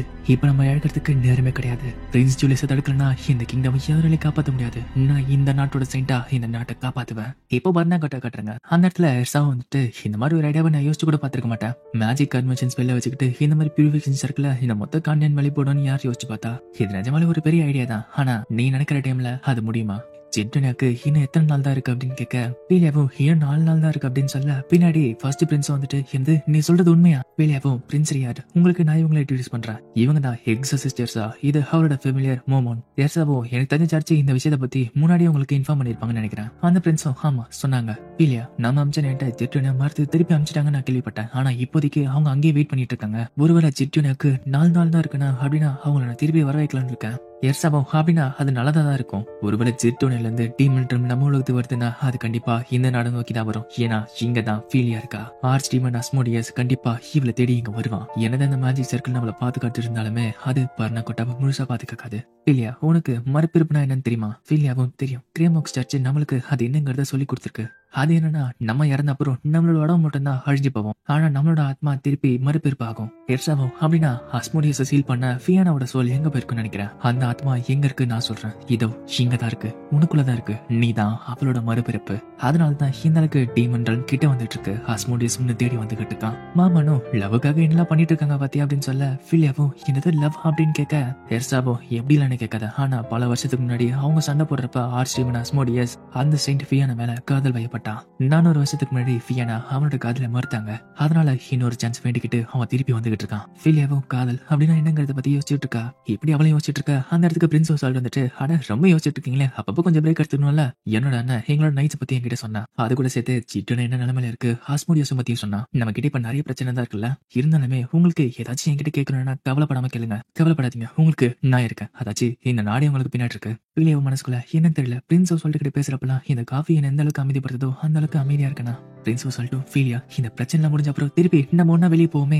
எதுக்கிட்ட அந்த மேடம் ஆட திருப்பி இன்னொரு டேட்டுக்கா சூப்பர் அப்படின்னு மனசுல நினைச்சிட்டு இருக்க. ஃபீலியாவும் கண்டிப்பா உங்ககிட்ட வரதுல எனக்கு எந்த பிரச்சனை இல்லைன்னு சொல்றா. இதுக்கிட்ட பிரின்ஸ் சொல்லிட்டு சிரிக்க ஃபீலியாவும் அவர் சிரிக்கிறப்ப எனக்கு சந்தோஷமா இருக்குன்னு சொல்லிட்டு வெக்கப்பட்டு இருக்கா. இந்த சைட் ஜிட்டோனியால பிரின்ஸ் ஜூலியஸ் பிளான் பண்ண மாதிரி அங்க பார்ட்டி நடந்துட்டு இருக்கு. மியாவும் இவ்வளவு பிரச்சனை இல்ல, இந்த மாதிரி ஒரு பார்ட்டி வரையா ஈவன் நம்ம உலகத்து வருதுன்னு நினைச்சாலே எனக்கு பயமா இருக்கு. ஆனா இவங்க பார்ட்டி நடத்தி சந்தோஷமா இருக்காங்க. இருந்தாலுமே இவனுக்கு இந்த இடத்துல என்ன விஷயங்கிறத நான் ப்ரூவ் பண்ணி இவனுக்கு புரிய வைக்கிறேன். இப்போ இந்த இடத்துல நான் ஓட போறதுல ஏன்னா இதுதான் என்னோட ரிவெஞ்ச். இங்க இருக்க உண்மையை எல்லாருக்கும் காட்டுறேன். இப்போ அந்த இடத்துக்கு பிரின்ஸ் ஜூலியஸும் வரான். அவனும் பக்கத்துல வந்துட்டு எனக்கு ரொம்ப அழகா இருக்கு அப்படின்னு சொல்ல, ஆனா மியாக்கு ரொம்ப அன்கம்ஃபர்டபுளா இருக்கு. அவளுமே சிரிச்சுக்கிட்டே பேச அந்த இடத்துக்கு ஃபர்ஸ்ட் பிரின்ஸ் பெர்னாண்டோ வராரு. இன்னைக்கு ரொம்ப சந்தோஷமா இருக்கே அப்படின்னு கேட்க ஜூலியஸும், அண்ணா உங்க உடம்பு சரியானதுல எனக்கு ரொம்ப சந்தோஷம். இந்த பார்ட்டி ரொம்ப முக்கியமானது. ஏன்னா எல்லாரையும் ஒண்ணு சேர்க்கிற பார்ட்டில இது. இப்போ அங்க இருக்க நோபல்ஸ் எல்லாம் அட பிரின்ஸ் பெர்னாண்டோ தானே அது, அவருக்கு உடம்பு சரியில்லைன்னு கேள்விப்பட்டா. ஆனா நிஜமாலே திருப்பி வந்துட்டாரா பிரின்ஸ் பெர்னாண்டோ? நான் தான் கிரவுன் பிரின்ஸ் பெர்னாண்டோ. உங்க எல்லாம் கவலைப்பட வச்சதுக்கு என்ன மன்னிச்சிருங்க. ஆனா நான் திரும்பி வந்துட்டேன். என்னோட அப்பா உடம்பு சரியில்லாம இருக்காரு. அதனால இந்த நாட்டு மக்களை பாத்துக்க ஒருத்த வேணும்ல. அதனால நான் இங்க வந்துட்டேன். இதை கேட்ட உடனே அங்க இருக்க எல்லா நோபல்ஸுமே கை தட்டி அதை உற்சாகமா பேசிட்டு இருக்காங்க. இதை பார்த்து மியாவும் நல்லாவே பேசுனீங்க அப்படின்னு சொல்ல, ஜூலியஸும் ஆமா ரொம்ப நல்லா பேசுனீங்கன்னு சொல்ல, பெர்னாண்டோ என்ன மன்னிச்சிருங்க, எனக்கு மெடிசன் எடுக்க டைம் ஆயிடுச்சுன்னு சொல்லிட்டு அவரும் அங்கிருந்து கிளம்புறாரு. அவர் போன அப்புறம் ஜூலியஸும் ஆமா எனக்கு ஒரு ஐடியா இருக்கு, நம்மளோட வெட்டிங் டேட்டை இங்க அனௌன்ஸ் பண்ணுவோமே. இது கேட்ட மியாக்கும் இனிமே கோவம் வருது. அவளுமே அது ஒரு நல்ல ஐடியா தான். ஆனா இப்ப நம்ம ஒரு எமர்ஜென்சியான விஷயத்துல இருக்கோம். இந்த மாதிரி நேரத்துல அதை அனௌன்ஸ் பண்றது நல்லதா எனக்கு தெரியல. ஜூலியஸும் நீ ரொம்ப கவலைப்பட்டு இருக்க. ஆனா ஒண்ணும் இல்ல, இப்போ ஒரு பெரிய நல்ல விஷயம் வரப்போகுது. இனிமேல் நடக்க போற எல்லாமே நம்மளோட எதிர்காலத்துக்காக தான். இப்போ பார்ட்டியா ஆரம்பிக்கலாமா? பக்கத்துல இருக்க பட்லர் கூப்பிட்டு அங்க இருக்க ஜூஸை பெர்னாண்டோ கிட்ட பிரின்ஸ் ஜூலியஸ் கொடுக்குறான். அவனும் இது ஒரு பார்ட்டில எல்லாருமே என்ஜாய் பண்ணல, ஒரு கிளாஸ் குடிச்சா ஒன்னா அது குடிங்கன்னு சொல்லிட்டு கொடுக்க, முதல்ல அவருமே தயக்கமா பாத்துட்டு இருக்க ஜூலியஸும் அந்த ட்ரிங்க் குடிக்க அவருமே அதை குடிக்கிறாரு. ஆனா குடிச்ச உடனே அவருமே ரத்தம் வந்து இருக்காரு. இந்த சைடு பார்த்தா ஜூலியஸும் குட் பை பிரதர், நீ அப்போ உங்களுக்கு என்னாச்சு, உடனே போய் டாக்டர் கொடுங்கன்னு சொல்லிட்டு பல்ஸ் செக் பண்ண அவளுமே அவர் மூச்சு விடல, பல்சுமே இல்ல அப்படின்னு சொல்ல இதுகிட்ட அங்க இருக்க எல்லா நோபல்ஸுமே ஷாக் ஆகுறாங்க. பின்னாடி மார்க்கிஸுமே இதை பார்த்து சிரிச்சிட்டு இருக்காரு. மியாவும் இல்ல என்னால அவர் காப்பாற்ற முடியும், நான் ரெசரக்ஷன் ஸ்பெல்ல யூஸ் பண்ணி இவரை திருப்பி வர வைக்கிறேன். இவரோட உடம்புல இருந்து அந்த ஆத்மா வெளியே போறதுக்குள்ள நான் திருப்பி அந்த ஸ்பெல்ல யூஸ் பண்றேன். இதை பார்த்து ஜூலியஸ் கோஆபரேட், மியா டாக்டர் வர வரைக்கும் வெயிட் பண்ணி ஏதோ முட்டாள்தனமா பண்ணிட்டு இருக்காரு அப்படின்னு சொல்லி மியா கை பிடிச்சி இழுத்து, நீ அவனுக்கு உதவுறதுக்கு எதுவுமே கிடையாது, ஏன்னா அவன் இறந்து போயிட்டான். மியாவும் என்னையே ஹெல்ப் பண்ண விட மாட்டேங்கிற அப்படின்னு கேட்க ஜூலியஸும் ஏன்னா எனக்கு அது பிடிக்கல. இதை பார்த்து அங்க இருக்க நோபல்ஸ் எல்லாருமே இனிமே ஷாக் ஆகுறாங்க. மியாவும் நீங்க என்ன பேசிட்டு இருக்க உங்களுக்கு புரியுதா, இதை பத்தி நம்ம ராஜா கிட்ட சொல்லி என்னங்கிறது கேட்போமே. ஜூலியஸ் அதுக்குமே சிரிச்சுட்டு ஆமா அவர்கிட்ட கேட்போம், ஆனா அவர் அதுக்கு உயிரோட இருக்கணும். இன்னைக்கு நிறைய காட்சி இங்க தானே இருக்காங்க, அந்த இடத்துல காட்சி கம்மியா தான் இருப்பாங்க. ஒருவேளை யாராச்சும் அங்க போய் ராஜாவை ஏதாச்சும் பண்ணிட்டா என்ன நடக்கும்? இப்போ அந்த இடத்துக்கு ஒரு சோல்ஜர் வந்துட்டு ராஜா இறந்து போயிட்டாரு, யாரோ அவர் அசாசினேட் பண்ணிட்டாங்க அப்படின்றாரு. இந்த விஷயத்தை கேட்டு எல்லாருமே ஷாக் ஆக, ஆனா இந்த சைடு பிரின்ஸ் ஜூலியஸை பார்த்தா சிரிச்சுக்கிட்டு இருக்கான். அவனும் நான் அதை செஞ்சுட்டேன், இப்போ நான் ராஜாவை போறத யாராலையும் மறுக்க முடியாது, யாராலையும் தடுக்க முடியாது. என்னோட அப்பா எனக்கு சிம்மாசனத்தை கேட்டதுக்கு மறுத்தாரு, அத உடம்பு சரியில்லாத என்னோட அண்ணனுக்கு தூக்கி கொடுத்தாரு. எனக்கு 2 பேரும் பிடிக்காம இருந்துச்சு, அதனால எனக்கு பிடிக்காதவங்களுக்கு என்ன நடக்குங்கிறது இது ஒரு எக்ஸாம்பிளா இருக்கட்டும். ஆனா இதை நினைச்சு பார்த்தாலே எனக்கு ரொம்ப சந்தோஷமா இருக்கு. மியாவோ எதுக்காக ஒரு சிம்மாசனத்துக்கு இவ்வளவு விஷயம் பண்ணிட்டு இருக்க? அவனுமே ஏவா ஏன்னா என்கிட்ட பவர் இருக்கும், இந்த உலகமே எனக்காக தானே. அப்புறம் மியா உன்னை ராணி ஆக்குறேன், அதுதான் உன்னோட கிஃப்ட். அதனால மியா இப்பவே இந்த இடத்துல நம்ம கல்யாணம் பண்ணிக்கலாம் அப்படின்னு சொல்லி அவனும் மியாவை நெருங்க பார்த்தா அவனை இன்னொருத்தர் பிடிச்சிட்டு அதெல்லாம் நடக்க விட மாட்டேன் அப்படின்றாரு. இதை பார்த்து ஜூலியஸ்க்கு ரொம்ப ஷாக்கா இருக்கு. நீ எப்படி உயிரோட இருக்க? பிரின்ஸ் பெர்னாண்டோ கவலைப்படாத, அவனோட ரெசரக்ஷன் ஸ்பெல்லாம் யூஸ் பண்ணல, அதாச்சு நீ இதெல்லாம் பிளான் பண்றேன்னு எனக்கு முன்னாடியே தெரியும். அப்ப தான் தெரியுது அந்த மார்க்கிஸோட பையன் எதுக்காக மியாவை பார்த்திருக்கான்னு. அவன் இந்த உண்மையா அவகிட்ட சொல்லியிருக்கான். மியாவும் பெர்னாண்டோ ராஜாவை அசாசினேட் பண்ற விஷயத்த எதுக்காக என்கிட்ட சொல்லிருக்க அப்படின்னு கேட்க, அந்த மார்க்கிஸோட பையன் ஏன்னா என்னோட ராஜ்யத்தை நான் பாதுகாக்கணும். மியாவும் இந்த நாட்டை பத்தி கவலைப்படாது நான் மட்டும் கிடையாது, பிரின்ஸ் பெர்னாண்டோ என்னை எப்படி வச்சு கொள்ள போறேன்னு எனக்கு தெரியும். அதனால அந்த விஷயத்துக்கான ஆன்டிடோட நான் முன்னாடியே குடிச்சிட்டேன். அதுவும் இல்லாம இது ஒண்ணு என்னோட ரத்தம் கிடையாது, இது ஃபேக் பிளட். நான் உன்னோட ட்ரிங்க வேணும்னு குடிக்கிற மாதிரி குடிச்சு உன்னோட உண்மையா இப்படி வெளியே காட்டிட்டேன். எப்படி நல்லாவே பெர்ஃபார்ம் பண்ணல? ஜூலியஸும் அட நீ நல்லா காமெடி பண்ணிருக்கானா அப்படின்னு சொல்ல, பிரின்ஸ் பெர்னாண்டோ கவலைப்படாத கண்ணா, நம்மளோட அப்பா இன்னும் உயிரோட தான் இருக்காரு, நீ அம்ச அசாசின்ஸா இன்னொரு அசாசின் கொண்டு இருப்பா. இதை பார்த்து பிரின்ஸ் ஜூலியஸ்க்கு என்ன பண்றேன்னு தெரியல. அவனுக்கு கோவமா வந்துட்டு இருக்கு. பின்னாடி இருக்க நோபல்ஸுக்கும் அவ என்ன பண்ணா என்ன விஷயம் எல்லாமே தெரிஞ்சிருச்சு. அவங்களும் அவர் ராஜ துரோகம் பண்ணிருக்கான், இதுக்கு தண்டனை சாவுதான். பிரின்ஸ் பெர்னாண்டோ கேட்டுச்சா உனக்கான தண்டனை சாவு. எங்களை எப்ப கொல்ல ட்ரை பண்ணியோ அப்பவே உன்னோட முடிவு வந்துருச்சு. ஆனாலுமே ஜூலியஸ் பயமுடு, உன்ன மாதிரி ரூம்ல அடைஞ்சு கிடக்கிறவன நான் எவ்வளவு சூப்பரியர். இந்த நாட்டோட சிம்மாசனம் என்கிட்ட இருந்தா இந்த ராஜ்யம் நல்லாவே இருக்கும். அதனால என்ன தடுக்கிற எல்லாரையும் அழிச்சா என்ன தப்பு? உன்ன அந்த சிம்மாசனத்துல பாக்குறத விட எல்லாருமே என்ன பார்க்க ஆசைப்படுறாங்க. பிரின்ஸ் பெர்னாண்டோ அப்படியா, எங்க கொஞ்சம் அவங்கள பார்த்து என்ன விஷயம் கேளு. ஆனா அங்க இருக்க நோபல்ஸ் எல்லாருமே அவனை வெறுப்புல தான் பாத்துட்டு இருக்காங்க. மியாவோ உனக்கான பனிஷ்மெண்ட் இப்ப ஆரம்பிக்குது. என்னோட சிஸ்டருக்கு துரோகம் பண்ணதுக்கு இதான் உனக்கு பனிஷ்மெண்ட். ஜூலியஸோ மியா அவன் பக்கத்துல நிக்கிற, நீ என்னோட வைஃப், நீ தானே ஹெல்ப் பண்ணணும். ஒரு செயின்ட் எனக்கு சப்போர்ட் பண்ணா இந்த நாடு எனக்கு சப்போர்ட் பண்ணும். மியாவோ நீ தப்பா புரிஞ்சுட்டு இருக்க.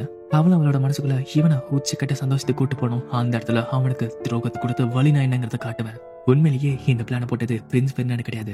நான் அவளும் ஒரு ராயல் ஃபேமிலியில இருக்கிறவனுக்கு தண்டனை கொடுக்கணும்னா அது ஊர் முன்னாடி இங்க இருக்க நோபல்ஸ் முன்னாடி நடக்கணும். அவன் குற்றம் செஞ்சதை இந்த நோபல்ஸ் கண்ணால பாக்கணும். அதனால தான் ஃபிட்னஸ் இருக்க மாதிரி இந்த பெர்ஃபார்மன்ஸை நாங்க வச்சோம். அது மட்டும் இல்லாம ரெண்டு பிரின்ஸ் சப்போர்ட் பண்ற ஃபேக்ஷனும் நியூட்ரலும் இந்த நாடு எந்த நிலைமையில இருக்குங்கிற ஆபத்தை அவங்க புரிஞ்சுப்பாங்க. ஜூலியஸ் இந்த நாட்டோட ராஜாவையும் கிரவுன் பிரின்ஸையும் கொலை பண்ண ட்ரை பண்ணிருக்க. இதனால நீ ஒரு குற்றவாளி. ஆனாலுமே ஜூலியஸும் நீ என்ன பேசிட்டு இருக்க, நீ என்னோட வைஃப் அப்படின்னு சொல்ல மியாவும் செகண்ட் பிரின்ஸ் ஜூலியஸ் ஜிட்டோனியா இந்த நாட்டுக்கும் இந்த நாட்டு மக்களுக்கும் துரோகம் செஞ்சு இந்த நாடோட ஒரு பெரிய கிரிமினலா மாறி இருக்க. அதனால இப்போ அபிஷியலா நம்மளோட என்கேஜ்மெண்ட் டெர்மினேட் ஆகுது. இதுக்கிட்ட ஜூலியஸோ என்னது டெர்மினேட் பண்றியா? என்னையா நான் கொடுத்த லவ் என்கிட்ட மறுக்கிறியா? மியாவும் ஜூலியஸ் நீ ஒரு பெரிய முட்டாளுங்கிறத இங்க ப்ரூவ் பண்ணிட்ட. என்னோட அக்காவை இன்னொரு நாட்டுக்கு வித்தவன எப்படி என்னால லவ் பண்ண முடியும்? ஜூலியஸ் அப்பயுமே இல்ல, ஆனா நான் உன்னை லவ் பண்றேன், எனக்கு கல்யாணம் பண்ணிக்கோ, நான் உன்னை நல்லா பாத்துப்பேன். மியாவை இன்னும் கூப்பிட்டு எனக்கு எது சந்தோஷத்தை கொடுக்கணும் உனக்கு தெரியாது. அங்க இருக்க நோபல்ஸ்குள்ள மியாவோட அப்பா அம்மாவோ மியா என்ன பண்ணிட்டு இருக்க, இந்த மாதிரி ஒரு துரோகத்தை பிரின்ஸுக்கும் எங்களுக்கு செஞ்சுட்டு இருக்கியா? மியாவோ நான் அதெல்லாம் ஏன் செஞ்சேனா? ஃபீலியாவை ஒரு குப்பை மாதிரி எல்லாருமே ட்ரீட் பண்ணீங்க. ஆனா எவ்வளவு தைரியம் இருந்தா இதெல்லாம் நான் ஏன் செஞ்சேன்னு கேப்பீங்க. அவகிட்ட அவ்வளவு விஷயத்த கேட்டோம், அவளை மோசமா ட்ரீட் பண்ணீங்க. அதுவும் இல்லாம கடைசியில இன்னொரு கிங்டம்க்கு அவளை வித்துட்டீங்க. அவளோட பேரண்ட்ஸ் ஆன நீங்க உங்களோட லவ் அவகிட்ட கொடுப்பீங்கன்னு சொல்லிட்டு அவ ரொம்ப கஷ்டப்பட்டா. ஆனா அதை எல்லாத்தையுமே ஒரே நிமிஷத்துல தூக்கி போட்டு அவளோட கனவுகளை உடைச்சிட்டீங்க. நீங்க என்னோட அப்பா அம்மாவை இருந்தாலுமே அந்த என்னால விட முடியாது.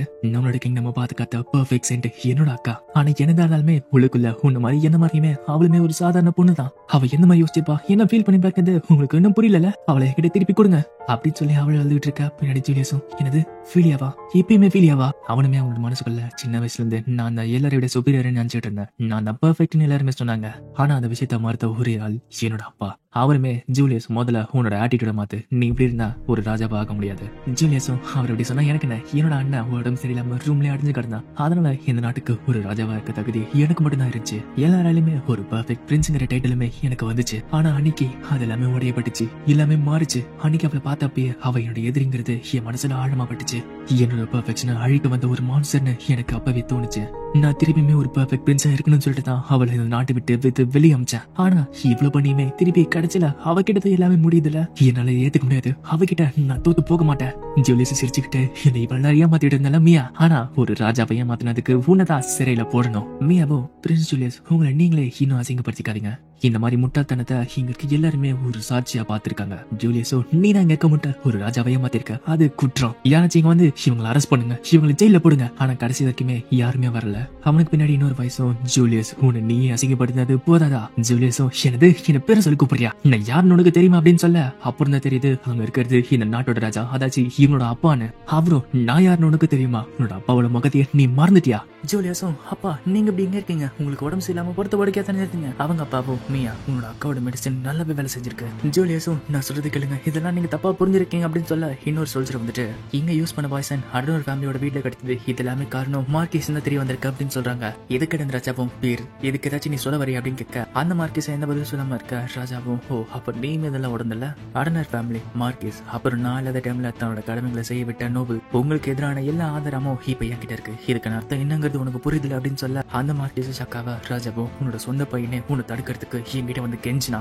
அப்புறம் ஜூலியஸ் நீ இந்த அளவுக்கு முட்டாள்தனமான விஷயத்த பண்ணிருக்க, அதுவும் இல்லாம உன்னோட அண்ணோட வாழ்க்கையை நீ எடுக்க ட்ரை பண்ணிருக்க, இவனை ஜெயில அடைங்க அப்படின்னு சொல்ல அவங்களுமே ஜூலியஸை தூக்கி போயிட்டு இருக்காங்க. மியாவும் மனசுல ஒரு வழியா ஜூலியஸோட கதை முடிஞ்சது. ஆனா இனிமேதான் ஜிட்டோனோட உண்மையான பேட்டில் ஆரம்பிக்க போகுது. இப்போ இந்த விஷயத்த ஹிமாரியோ பார்னாகுட்டாக் சொல்ல அந்த பிரின்ஸுமே இந்த விஷயத்த ஃபீலியா கிட்ட சொல்றாரு. இப்படி இவங்களும் பேசிட்டு இருக்க அந்த கிரேஸ் வந்துட்டு செயின்ட் ஃபீலியா உங்களோட ஐடியா ஒர்க் ஆயிடுச்சு, இதுல என்னோட மானவோ என்னோட சிஸ்டரோட மானவோ கனெக்ட் ஆயிருக்கு. ஏன்சியன்ட் மேஜிக் கன்வர்ஷன் ஸ்பெல் இந்த ஜெம் வச்சுக்கிட்டு விட்டுட்டு இன்னொருத்தர் கிட்ட இருக்க மானாவை என்னால யூஸ் பண்ண முடியும். கிரேஸ் இந்த விஷயம் பண்ணதுக்கு ரொம்ப நன்றி அப்படின்னு சொல்ல, கிரேஸும் அதெல்லாம் ஒண்ணும் இல்ல, சரி வாங்க நம்ம இதை ஆரம்பிப்போம்னு சொல்றா. இப்போ பேலியாவும் அந்த ஸ்பெல்ல வச்சுக்கிட்டு கிரேட் பியூரிஃபிகேஷன் சர்க்கிள்ல இந்த மொத்த காண்டின் மேலையும் போட்டு ட்ரை பண்றா. அந்த ஸ்பெல் யூஸ் பண்றதுனால மத்தவங்களோட மனம் இழுத்துக்கிட்டு இப்போ அவ அதை ட்ரை பண்றா. அந்த கிரேட் பியூரிஃபிகேஷன் சர்க்கிளுமே கொஞ்சம் கொஞ்சமா எக்ஸ்பேண்ட் ஆகிட்டு போய்கிட்டு இருக்கு.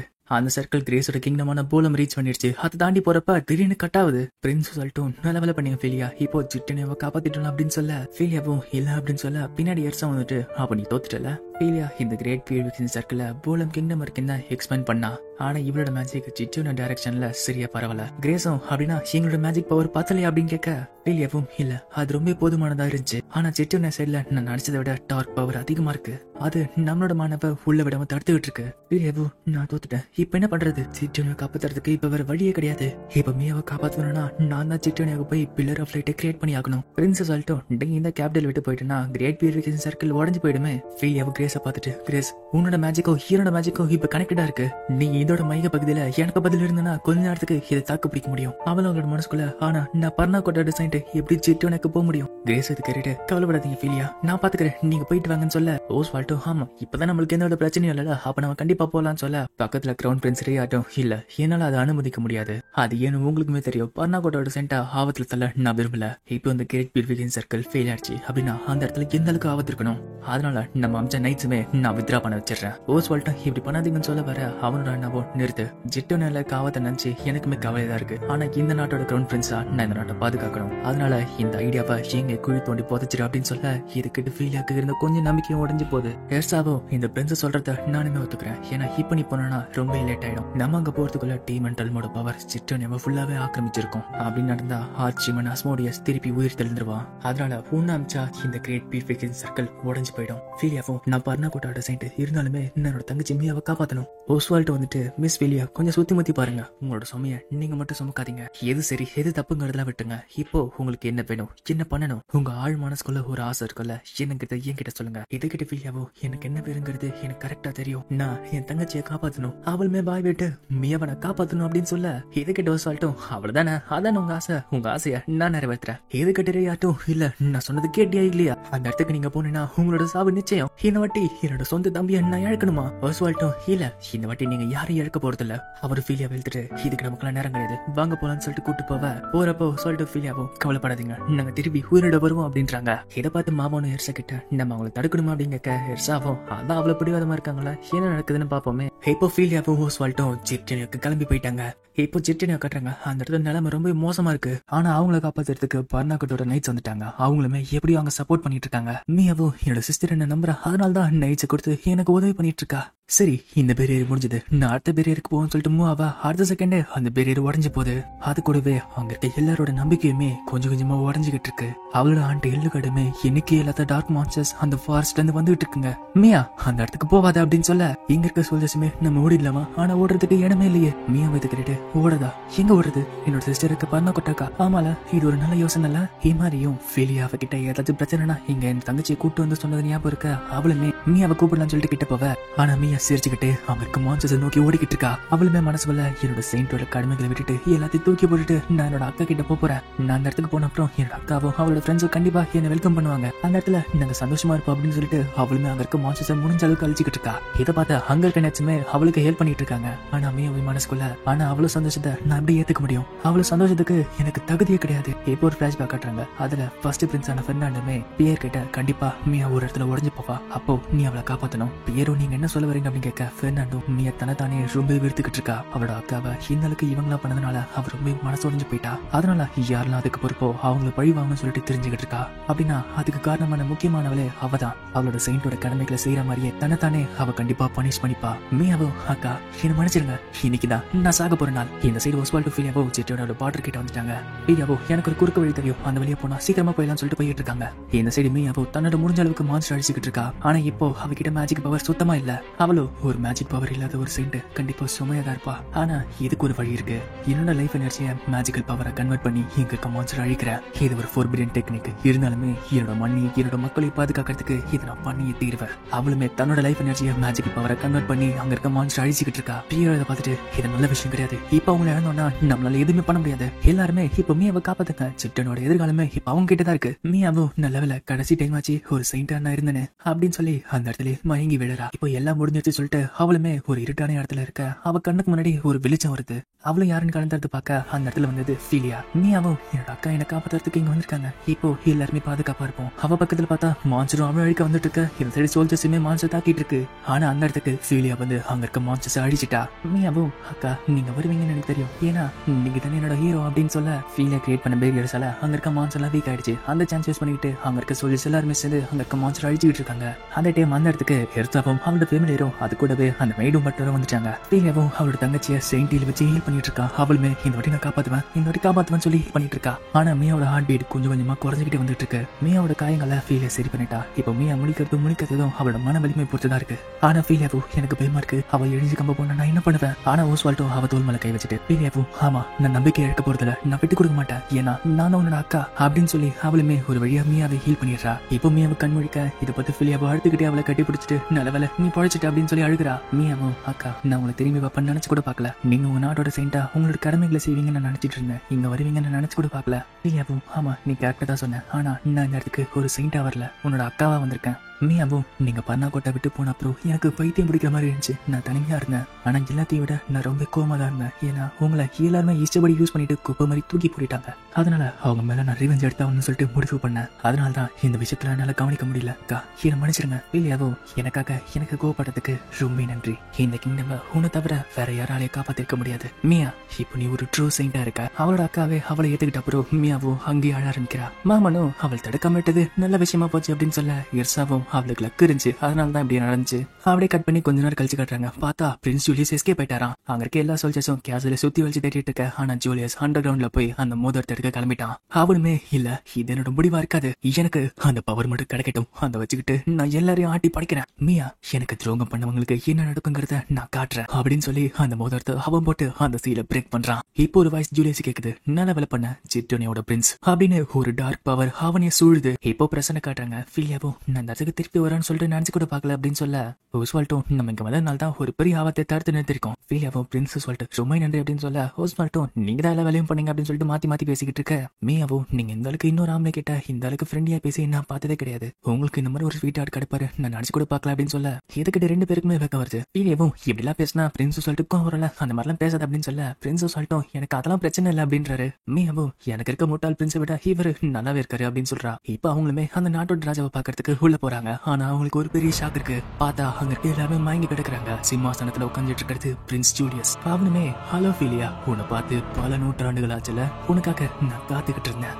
இதை பார்த்து மத்தவங்களை என்னங்கிறத புரிஞ்சுக்கிட்டு அங்க அடிப்பட்டவங்களை தூக்கிட்டு போயிட்டு இருக்காங்க. ஆஸ்டிமன் ஆஸ்மோடிஸுமே நான் அப்பா பார்த்த மாதிரியே இப்பவுமே அந்த சில்வர் ஆரோட இருக்க, அது கூடவே அந்த ஆத்மாவோடய இருக்க, அதனால நீ ஏன் கூட வந்துரு. இதை பார்த்து ஒஸ்வால்டோ ஃபீலியா பிரின்ஸ் ஜூலியஸுக்கு என்னாச்சு அப்படின்னு கேட்க ஃபீலியாவும் ஆஸ்டிமன் ஆஸ்மோடியஸ் அவரை கட்டுப்படுத்திட்டு இருக்கு. எர்சாவும் எனக்கு தெரிஞ்சு அந்த முட்டாள் பிரின்ஸ் தான் அவனே போய் அந்த சீல பிரேக் பண்ணி இந்த மாதிரி பண்ணிருக்கான்னு நினைக்கிறேன். இதை பார்த்து ஆஸ்மோடியஸும் அட எக்ஸாசிஸ்டர் வந்திருக்காங்களாப்பா அப்படின்னு சொல்ல அவளோட ஃபெமிலியர் நம்ம மண்மே அட உன்னை பார்த்து ரொம்ப நாள் ஆச்சுப்பா அப்படின்னு சொல்ல ஆஸ்மோடியஸும் ஒரு மனுஷனுக்கு இந்த மாதிரி ஃபெமிலியர் மாதிரி இருக்க உன்னை நினைச்சாலும் எனக்கு அசிங்கமா இருக்கு. சரி ஃபீலியா நம்ம ரெண்டு பேரும் தனியா பேசலாம்னு பார்த்தா இங்க நிறைய சத்தமா இருக்கு, அதனால இங்க இருக்க எல்லாரையும் அழிச்சிடலாமா அப்படின்னு ஒரு பவர் யூஸ் பண்ணி முன்னாடி வந்த மாதிரியே அங்க நிறைய ஷேடோஸா சமன் பண்றான். ஆனா ஃபீலியா போய் எர்சாவை சேர்ந்துட்டு அங்க வந்து லோ ரேங்கிங் டீமன்ஸ் அதாச்சு அங்க வந்து ஷேடோஸ் அழிச்சிடுறாங்க. ஆனாலுமே திருப்பி அந்த ஷேடோஸ் வந்துகிட்டே இருக்குங்க. இதை பார்த்து எர்சாவும் சொல்ல மாமனும் டிரான்ஸ்ஃபார்ம் ஆகி ரெண்டு பேரும் சேர்ந்து அங்க இருக்க டீமன்ஸ் அழிச்சுக்கிட்டு இருக்காங்க. அந்த டைம் அங்க இருக்க மெய்டு பட்லருமே ஃபீலியா கொடுத்து இந்த ஆன்டி டீமன் வெப்பன் வச்சுட்டு இங்க இருக்க எல்லா டீமன்ஸையும் புரட்டி போடலாம்னு சொல்லிட்டு அவங்களுமே அழிச்சுக்கிட்டு இருக்காங்க. ஹிமாரியும் பிரின்ஸ் சொல்லிட்டுமே விடாம அங்க இருக்க டீமன்ஸ் அழிச்சுக்கிட்டு இருக்காங்க. மியாவை இதெல்லாம் பார்த்து வாய வந்துட்டு இருக்க. பின்னாடி அவளோட ஆண்டான ஹில்டெகார்டுமே அவங்களோட பவர் யூஸ் பண்ணி அழிச்சுக்கிட்டு இருக்காங்க.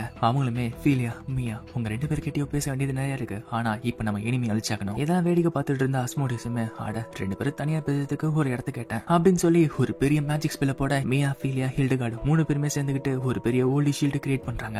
ஆனா ஆஸ்மோடியஸ் யூஸ் பண்ண அட்டாக்ல அந்த மொத்த கேசலுமே தரமட்டமாக்குது. அதே டைம் இவங்க ஷீல்டு யூஸ் பண்ணதுனால அந்த அட்டாக்ல இருந்து தப்பிச்சிட்டாங்க. இதை பார்த்து எல்லாருமே 400 வருஷத்துக்கு முன்னாடி இந்த டீமன் இந்த அளவுக்கு ஸ்ட்ராங்கா இருந்துச்சு அப்படின்னு சொல்ல மாமனோ அது உண்மைதான், ஆனா அவன் இனிமே ஃபுல்லா ரிவைவ் ஆகல, அவன் ஒரு மனுஷன் ஹோஸ்ட் யூஸ் பண்ணிட்டு இருக்கான், அவனோட ரிவைவல் இனிமே கம்ப்ளீட் ஆகல. எர்சாவும் அப்படின்னா அவனை அழிக்கிறதுக்கான சான்ஸ் இப்ப நம்ம கிட்ட இருக்கு. ஃபீலியாவோ உன்னை நாங்க எல்லாரும் சேர்ந்து அழிக்க போறோம் அப்படின்னு சொல்ல அந்த டீமனும் அட அழக பாதுகாக்கலான்னு பார்த்தேன், உன் மேல எந்த அட்டாக் யூஸ் பண்ண முடியாது, எனக்கு ஒரு ஐடியா இருக்கு அப்படின்னு சொல்லிட்டு மியாவை தாக்க வர ஆனா அந்த அட்டாக்க ஹில்டுகார்டுமே நோட்டீஸ் பண்ணிட்டு அவ அந்த அட்டாக்க வாங்கிக்கிறா. ஆஸ்மோடேஸோ இந்த சிட்டனோட பழைய சென்ட் ஹில்டுகார்டு ஆடனர் உனக்கு நான் குறி வைக்கல, ஆனா நீ மாட்டிக்கிடல, உனக்குள்ள நிறையவே ரகசியங்கள் இருக்கு, அதுவும் ஃபீலியா சம்பந்தப்பட்டதா இருக்கு. ஆனா ஃபீலியா உன்னை இவங்க நிறையவே கஷ்டப்பட்டிருக்காங்க போலயே, நான் எந்த மனுஷனை தொட்டாலுமே அவங்களோட மெமரிஸை என்னால பார்க்க முடியும். ஹில்டுகார்டு ஃபீலியா கிட்ட இருந்து ஒரு பெரிய ரகசியத்தை மறைச்சிட்டு இருக்க கரெக்டா? ஹில்டுகார்டும் இல்ல அது உண்மையை அவகிட்ட சொல்லாத, ஆனா ஆஸ்மோடேஸுமே ஃபீலியா உன்னோட உண்மையான அம்மாவை காப்பாற்றணும்னு ஆசைப்பட்டனா என் கூட வரணும் நீ. இதுக்கிட்ட ஃபீலியாக்கு ஒன்றும் புரியல, என்னது என்னோட அம்மாவா? ஆஸ்மோடேஸும் நீ நினைக்கிறியா அவங்க உன்னோட அப்பா அம்மா கிடையாது, அவங்க உன்னோட உண்மையான இந்த அம்மா கிட்ட இருந்து உன்னை திருடிட்டாங்க, அவங்களோட வாரிசை காப்பாத்தணும்னு சொல்லிட்டு உன்னை கூட்டிட்டு வந்துட்டாங்க, இந்த உண்மை உன்னோட தங்கச்சி கூட தெரிஞ்சிருக்கும்னு நினைக்கிறேன். இதுக்கிட்ட ஹில்டுகார்டு ஃபீலியா என்ன விட்டு நான் உன்னை கைவிட்டுட்டேன், ஒரு அம்மாவா உன்னை நான் கைவிட்டுட்டேன், அதனால அம்மாவை கூப்பிடுறதுக்கு எனக்கு தகுதியே கிடையாது. ஃபீலியா எல்லாத்தையும் யோசிச்சு பார்த்துட்டு அவங்க சொல்லி கொடுத்த எல்லாத்தையுமே ஒரு சைண்டா நான் கத்துக்கிட்டேன், ஆனா டீச்சர் உங்களை நான் கைவிட மாட்டேன். இதை பார்த்து சம அவளை தடுக்க பாக்குறான், ஆனா அது கேட்காம ஃபீலியா முன்னேறி போயிட்டு இருக்க. மாமனும் இப்ப வேற வழி கிடையாது நாம தான் போகணும்னு சொல்றான், ஆனா ஃபீலியாவே ஆஸ்மோடேஸ் கிட்ட போயிட்டா. ஆஸ்மோடேஸ் ஃபீலியா பார்த்து மேம்பந்து போவ பின்னாடி அந்த சான்ஸ் யூஸ் பண்ணிக்கிட்டு எர்சாவும் மாமனும் சேர்ந்து தாக்க ஆரம்பிக்கிறாங்க. ஆனா அந்த அட்டாக்ல ஆஸ்மோடேஸ்க்கு ஒரு கீரல் கூட விழல. ஆஸ்மோடேஸோ இந்த அட்டாக் வச்சுக்கிட்டு உங்களால எதுவுமே பண்ண முடியாதுப்பா அப்படின்னு சொல்ல மாமனும் அந்த அட்டாக் ஒன்னும் உன்னை அழிக்கிறதுக்கு இல்லடா, உன்னை டிஸ்ட்ராக்ட் பண்றதுக்கு. பார்த்தா எர்சாவோ அந்த சான்ஸ் யூஸ் பண்ணிக்கிட்டு ஹில்டுகார்டை காப்பாத்திடுறா. இதை பார்த்து கோபப்பட்ட ஆஸ்மோடேஸும் மனுஷங்கள உங்களை சும்மா விட மாட்டேன்னு சொல்லிட்டு டக்குன்னு எர்சா கிட்ட டெலிபோர்ட் ஆகி அவள் அழிக்கிறான். ஆனா அப்புறம் தான் தெரியுது அந்த அட்டாக்க ஃபீலியா வாங்கிக்கிட்டான்னு. இதை பார்த்து எல்லாருமே ஷாக்காக ஆஸ்மோடேஸும் அட உங்களோட உடம்ப நான் டேமேஜ் பண்ணிட்டேன் போலயே, கவலைப்படாத உனக்கு ஒரு இம்மோர்டல் உடம்ப நான் ரெடி பண்ணி வச்சிருக்கேன், ஃபிலியானோட ஆத்மாக்கு அதுதான் கரெக்டா இருக்கும், சரி மனுஷங்களா நான் போயிட்டு வரேன் அப்படின்னு சொல்லிட்டு அவளுமே அங்கிருந்து டெலிபோர்ட் ஆக்கி போறான். இதை பார்த்து எல்லாருமே மனசொடிஞ்சு போறாங்க. மியாவோ என்னோட அக்கா போயிட்டாங்களா? ஓஸ்வால்டோ ரொம்ப கோபப்பட்டு எர்சா கிட்ட நீ ஒரு எக்ஸசைஸ் தானே அப்படின்னா ஃபீலியாவோ உன்னால கண்டுபிடிக்க முடியல. எர்சாவோ என்னால முடியும் அப்படின்னு சொல்ல மியாவோ அப்படின்னா அவ எங்க இருக்கா என்ன கூட்டிட்டு போங்க அப்படின்னு சொல்ல எர்சாவோ ஆஸ்மோடேஸோட ட்ரூ ஃபார்ம் இந்த உலகத்துக்கும் டீமன் ட்ரெயினுக்கும் நடுவுல இருக்க ஒரு லிம்போல இருக்கு. ஃபீலியாவோட ஆத்மா வச்சுக்கிட்டு பழைய ஆக்சிடென்ட் ஃபியானாவை ரிவைவ் பண்ண ட்ரை பண்ணிட்டு இருக்கான். அதே மாதிரி ஆஸ்மோடேஸுமே ஃபீலியா அந்த இடத்துக்கு கொண்டு போயிட்டு இருக்கான். ஃபீலியாவோ என்னால வழி தாங்க முடியல எனக்கு ஹெல்ப் பண்ணு சொல்லிட்டு கையை நீட்ட. இதை பார்த்து ஆஸ்மோடேஸோ என்னாச்சும் சொல்லிட்டு அவ கைப்பிடிக்க அந்த சான்ஸ் யூஸ் பண்ணிக்கிட்டு ஃபீலியாவோ ஒரு ட்ரிக்கை யூஸ் பண்றா. அதுல ஆஸ்மோடேஸ்க்கு உடம்புல என்னமோ ஆகுது. அந்த சான்ஸ் யூஸ் பண்ணிக்கிட்டு ஃபீலியாவோ தானே ஹீல் பண்ணிக்கிறா. ஃபீலியாவோ டீமன்ஸோட உடம்பு எப்படி இருக்குங்கிறத மாமனை வச்சு நான் கத்துக்கிட்டேன். மனுஷங்களை மாதிரி உங்க உடம்புல ரத்தம் ஓடுது, ஆனா அது கூடவே மேஜிக்கல் பவரும் எப்பவுமே ஓடிக்கிட்டே இருக்கும். அதனால நான் என்னோட மேஜிக்கை உங்களோட உடம்புல செலுத்தினப்போ உன்னோட மேஜிக்கும் என்னோட மேஜிக்கும் ஒத்துக்காம அது வெடிக்குது. இதை பார்த்து ஆஸ்மோடேஸும் ஃபீலியா உனக்காக தான் நல்லா பண்ணிட்டு இருக்கேன், உனக்கு இது தெரியலையா அப்படின்னு கேட்க ஃபீலியாவுமே அவன் பேசுறதை கேட்காம சில்வர் ஜட்ஜ்மெண்ட் சொல்லிட்டு ஒரு ஸ்பெல் யூஸ் பண்ணி அவனை தாக்குறா. அதுல ஆஸ்மோடேஸுமே எப்படி தப்பிச்சு ஒரு ரூம்குள்ள போயிடுறான். இந்த சைடு ஓஸ்வால்டோ எர்சா கிட்ட சரி அந்த இடத்துக்கு போறதுக்கு உங்களுக்கு ஒரு வழி தெரியுமா அப்படின்னு கேட்க எர்சாவும் தெரிஞ்சா இப்ப என்ன பண்ணுவேன், இந்த மாதிரி டீமன்ஸ் அட்டாக் பண்றதோ அவங்க அழிக்கிறதோ எக்ஸசிஸ்ட் மாதிரி எங்களோட வேலை, இதுக்கு நடுவில் ஒன்று மாதிரி ராயல்ஸோ ஏன் செயின்ட் கூட உள்ள சேர்க்க கூடாது. ஆனா மாமனும் அந்த இடத்துக்கு டெலிபிடேஷன் மேஜிக் யூஸ் பண்ணி போலாம், ஆனா போறதுக்கு நானும் எர்சாவும் அது கூட ஒருத்தர் மட்டும் தான் தூக்கிட்டு போக முடியும். இதை பார்த்து எர்சாவும் கோபப்பட மாமனும் ஃபீலியா அவனோட உயிரை காப்பாத்திருக்கா, அதனால அவளுக்கு ஏதாச்சும் நன்றி கடனை அதை செய்யணும்ல. இதை பார்த்து எல்லாருமே என்ன கூட்டிட்டு போங்கன்னு சொல்லிட்டு சண்டை போட்டுட்டு இருக்காங்க. இப்படி இவங்களா சண்டை போட்டுட்டு இருக்க ஒரு வாய்ஸுமே கேக்குது. நான் தான் ஃபீலியா பேசுறேன்னு சொல்ல அதான் அந்த மேடு கையில போட்டிருக்க அந்த பிரேஸ்லெட்ல இருந்து வாய்ஸ் கேக்குது. இதை பார்த்து எப்படின்னு கேட்க ஃபீலியாவோ உங்ககிட்ட நான் கிஃப்டா கொடுக்குறப்ப ஏதாச்சும் ஒரு எமர்ஜென்சி யூஸ் ஆகும் சொல்லிட்டு இந்த ஸ்பெல்ல நான் போட்டு வச்சேன். மியாவோ உங்களுக்கு ஒன்றும் ஆகலையா அப்படின்னு கேட்க ஃபீலியாவோ கவலைப்படாதீங்க எனக்கு தான் ஆகல. ஓஸ்வால்டோ ரொம்ப நல்லது, நீ இப்போ திருப்பி வர முடியுமா அப்படின்னு கேட்க ஃபீலியாவோ பிரின்ஸ் ஓஸ்வால்டோ இப்போ நம்ம பேசுறது கடைசி வாட்டியா கூட இருக்கலாம். ஆஸ்மோடியஸ் அவனோட ஃபுல் பவரை எடுக்கிறதுக்கு முன்னாடி அவரை நான் அழிச்சாக்கணும். மியாவோ அப்படி பண்ணாதீங்க, அந்த அளவுக்கு பவர்ஃபுல்லான மான்ஸ்டரா எப்படி அடிக்க போறீங்க? ஃபீலியாவும் கவலைப்படாத மியா, நான் ஒரு வழியை கண்டுபிடிப்பேன். ஹில்டுகார்டு கிட்ட ஃபீலியாவும் டீச்சர் உங்ககிட்ட கேட்க வேண்டிய கேள்வி என்கிட்ட நிறையவே இருக்கு, ஆனா இப்ப இந்த உண்மை எனக்கு தெரிஞ்சிருக்கு, அதனால எனக்கு ரொம்ப சந்தோஷம். நீங்க எனக்கு நிறைய விஷயங்கள் சொல்லி கொடுத்தீங்க, அது எல்லாத்தையும் நான் வீணாக்க போறதில்ல. ஓஸ்வால்டோ ஃபீலியா நாங்க வந்துட்டு இருக்க, கண்டிப்பா நான் வந்து உன்னை காப்பாத்துவேன். உன்னை நாளைக்கு வெளியே போலான்னு கூப்பிட்டது உனக்கு ஞாபகம் இருக்கா? நான் அந்த வார்த்தையை காப்பாத்துவேன், அதனால அப்படின்னு சொல்றதுக்குள்ள திருப்பி அந்த சிக்னல் கட் ஆகி ஃபீலியாவும் போயிடுறா. இதை பார்த்து ஓஸ்வால்டோ இன்னுமே கோவப்பட்டுட்டு எர்சா ப்ளீஸ் என்ன ஃபீலியா இருக்க இடத்துக்கு கூட்டிட்டு போங்க. எர்சாவும் இது நீயாவே இருந்தாலுமே இந்த ரெக்வஸ்ட்டை என்னால அக்செப்ட் பண்ண முடியாது. ஓஸ்வால்டோ நீங்க என்ன சொல்றீங்க எனக்கு புரியுது, இருந்தாலுமே எனக்கு முக்கியமானவங்களோட உயிரை அங்க மாட்டிக்கிட்டு இருக்கு, அதனால என்னால அவ்வளவு சீக்கிரத்துல விட்டு கொடுக்க முடியாது அப்படின்னு சொல்ல எர்சாவும் அப்படின்னா உன்னோட உயிரை கொடுக்கற அளவுக்கு ஃபீலியா உனக்கு முக்கியமா அப்படின்னு கேட்க ஓஸ்வால்டோ ஆமா என்ன நடந்தாலும் சரி அவளை நான் காப்பாற்றி தீர்வேன். இதை பார்த்து மியாவும் ஷாக் ஆயிட்டு எர்சா நீங்க பிரின்ஸ் ஓஸ்வால்ட்டை கூட்டிட்டு போங்க, ஃபீலியாவை நான் காப்பாத்தணும்னு ஆசைப்பட்டேன், ஆனா பிரின்ஸ் ஓஸ்வால்ட்டை எனக்கு பதில் நீங்க கூட்டிட்டு போங்க. மத்தவங்களுமே சரி எனக்காக அவரே கூட்டிட்டு போங்கன்னு சொல்ல ஹெர்சாமும் சரின்றா. இப்ப அவங்க எல்லாருமே அங்க போலான்னு கிளம்ப ஹில்டுகார்டும் பிரின்ஸ் ஒஸ்வால்ட் என்னோட பொண்ணை பாதுகாப்பா கூட்டிட்டு வாங்க, ஒஸ்வால்ட்டும் கவலைப்படாதீங்க நான் கூட்டிட்டு வரேன்னு சொல்லிட்டு இப்ப எல்லாருமே அந்த இடத்துக்கு போறாங்க. மீயும் அதை பார்த்துட்டு இப்ப எனக்கு புரியுது இவரோட சிரிப்பு தான் இவரோட சிஸ்டரோட இதயத்தை மாத்திச்சு போல. இப்போ அந்த இடத்துக்கு இன்னுமே நிறைய ஷேடாஸ் வர மீயாவோ நீங்க கிளம்புங்க நாங்க பாத்துக்கிறோன்னு சொல்ல அவங்களுமே அந்த இடத்துக்கு போறாங்க. இப்போ ஃபீலியாவோ அந்த ரூம்ல போக பார்த்தா ஜூலியஸ் கீழே கிடக்குறான். முன்னாடி பார்த்தா ஆஸ்மோடியஸும் அவனுக்கு இனிமே தேவையில்லைன்னு சொல்லிட்டு அவனோட ட்ரூ ஃபார்ம்ல இருக்கான். 400 வருஷம் ஆச்சுல இந்த மாதிரி நான் அவனை பார்த்து ஃபீலியா இல்ல ஃபீயனோட ஆத்மா நீங்க வந்ததுல எனக்கு ரொம்ப சந்தோஷம். உனக்கு 400 வருஷமா நான் எப்படிலாம் காத்துட்டு இருந்தேன்னு உனக்கு தெரியுமா? உனக்கான பர்ஃபெக்ட் பாடியை நான் கிரியேட் பண்ணி வச்சிருக்கேன். உலகத்திலே சிறந்த டால் மேக்கர்ஸ் வச்சு 200 வருஷமா இந்த பொம்மையை நான் கிரியேட் பண்ணேன். சரி இந்த ரிச்சுவலை நம்ம ஆரம்பிப்போம். முதல்ல உன்னோட உடம்புல இருந்து ஃபீயனோட ஆத்மாவை எடுத்து இந்த உடம்புக்கு மாத்துவேன். அது கூடவே அவளோட மெமரிஸையும் சேர்த்து எடுப்பேன். ஆனா ஃபீலியாவோ அவனை தாக்க தயாராவ ஆஸ்மோடியஸும் ஆனா எனக்கு வேற வழி கிடையாது போல ஃபோர்ஸ் தான் பண்ணணும் போல அப்படின்னு சொல்லி ஜூலியஸை பிடிச்சிட்டு சரி இப்ப என்ன பண்ண போற? இவனை காப்பாத்த போறியா இல்ல இவனை சாக விட்டுற போறியா? அவ உன் மேல இருக்க போறமே இல்ல உன்னை அழிக்கணும்னு சொல்லிட்டு நிறைய பிளான் பண்ணி உன்னை இன்னொரு நாட்டுக்கு வித்துட்டான். இந்த மாதிரி உன்னை ட்ரீட் பண்ற யாரையும் நான் சும்மா விட மாட்டேன். ஆனா உன்னோட பர்மிஷன் எனக்கு வேணும். என்ன பண்ண போற? ஆனா ஃபீலியாவுமே நான் சரண்டர் ஆகிறேன். பிரின்ஸ் ஜூலியஸை விட்டுட்டு ஆஸ்மோடியஸும் எந்தவித யோசனையும் இல்லாம பதில் சொல்லிட்டல. ஆனா உன்னோட ஸ்பிரிட் ரொம்ப ஸ்ட்ராங்கா தான் இருக்கு. ஃபீலியாவும் நான் எதுவும் பண்ண மாட்டேன் பிரின்ஸ் ஜூலியஸை ரிலீஸ் பண்றேன் அப்படின்னு சொல்ல ஆஸ்மோடியஸும் இல்ல அதுக்கு முன்னாடி நான் உன்னை பிடிக்கணும்னு சொல்ல அவனுமே அவளை லாக் பண்றான். அவனுமே ஃபீலியா கிட்ட வந்ததோட பார்த்தா அவனோட கையை யாரை வெட்டுறாங்க. அங்க வந்தது யாருன்னு பார்த்தா பிரின்ஸ் ஒஸ்வால்ட். பிரின்ஸ் ஒஸ்வால்ட்டும் ஃபீலியா வாடைய நான் விட மாட்டேன் அப்படின்னு சொல்ல ஃபீலியாவும் பிரின்ஸ் ஒஸ்வால்ட் நீங்க வருவீங்கன்னு நான் நம்பினேன். இப்போ நீங்க இந்த இடத்துல இருக்கீங்க அந்த நம்பிக்கை எனக்கு போதும். நான் கண்டிப்பா ஜெயிப்பேன். ஆஸ்மோடியஸும் ஒரு மனுஷனா இருந்துட்டு என்ன தடுக்கலான்னு பாக்குறியா அப்படின்னு சொல்லி தன்னோட கையை டக்குன்னு ரிவ்யூ பண்ணிட்டு ரொம்ப பீத்திக்காத என்னோட நீ ஒன்னு அழிக்கல. பின்னாடியே எர்சாவும் மூமனுமே வந்துட்டாங்க. ஃபீலியாவும் ஆஸ்மோடியஸ் இதுதான் உன்னோட முடிவா இருக்க போது. இப்போ எல்லாருமே தன்னோட அட்டாக் வச்சுக்கிட்டு அங்க இருக்க ஆஸ்மோடியஸ் டீம் அழிக்க ட்ரை பண்ணிட்டு இருக்காங்க. ஆனா என்னதான் அவங்க அட்டாக் பண்ணாலுமே ஆஸ்மோடியஸ் ஈஸியாவே அந்த அட்டாக்ல தடுத்துட்டு இருக்கான். அவங்க 4 பேர் என்னதான் தாக்கினாலுமே அந்த டீம் முன்னாடி அவங்களோட பவர்ஸ் எல்லாம் வெத்து விட்டா இருக்கு. டைம் போக போக அந்த டீமோட பவருமே அதிகமாகிட்டே போயிட்டு இருக்கு. ஆஸ்மோடியஸுமே 400 வருஷமாச்சு எனக்கு என்னோட பவர் நியூஸா கிடைச்சு. இதுக்கு எல்லாத்துக்குமே அந்த முட்டாள் பிரின்ஸுக்கு தான் நன்றி சொல்லி ஆகணும். பிரின்ஸோ சொல்லிட்டும் இவனுக்கு இந்த அளவுக்கு ஸ்ட்ராங்கா இருக்கான். வெளியே சண்டை போட்டதை விட இவன் பல மடங்கு ஸ்ட்ராங்கா இருக்கான். நீங்க எர்சாவும் ஆஸ்மோடியஸ் ஃபுல்லாவே ரிவைவ் ஆகிட்டான். இதுக்கப்புறம் அவனை வெளி உலகத்துல விட்டா நமக்கு பெரிய ஆபத்து.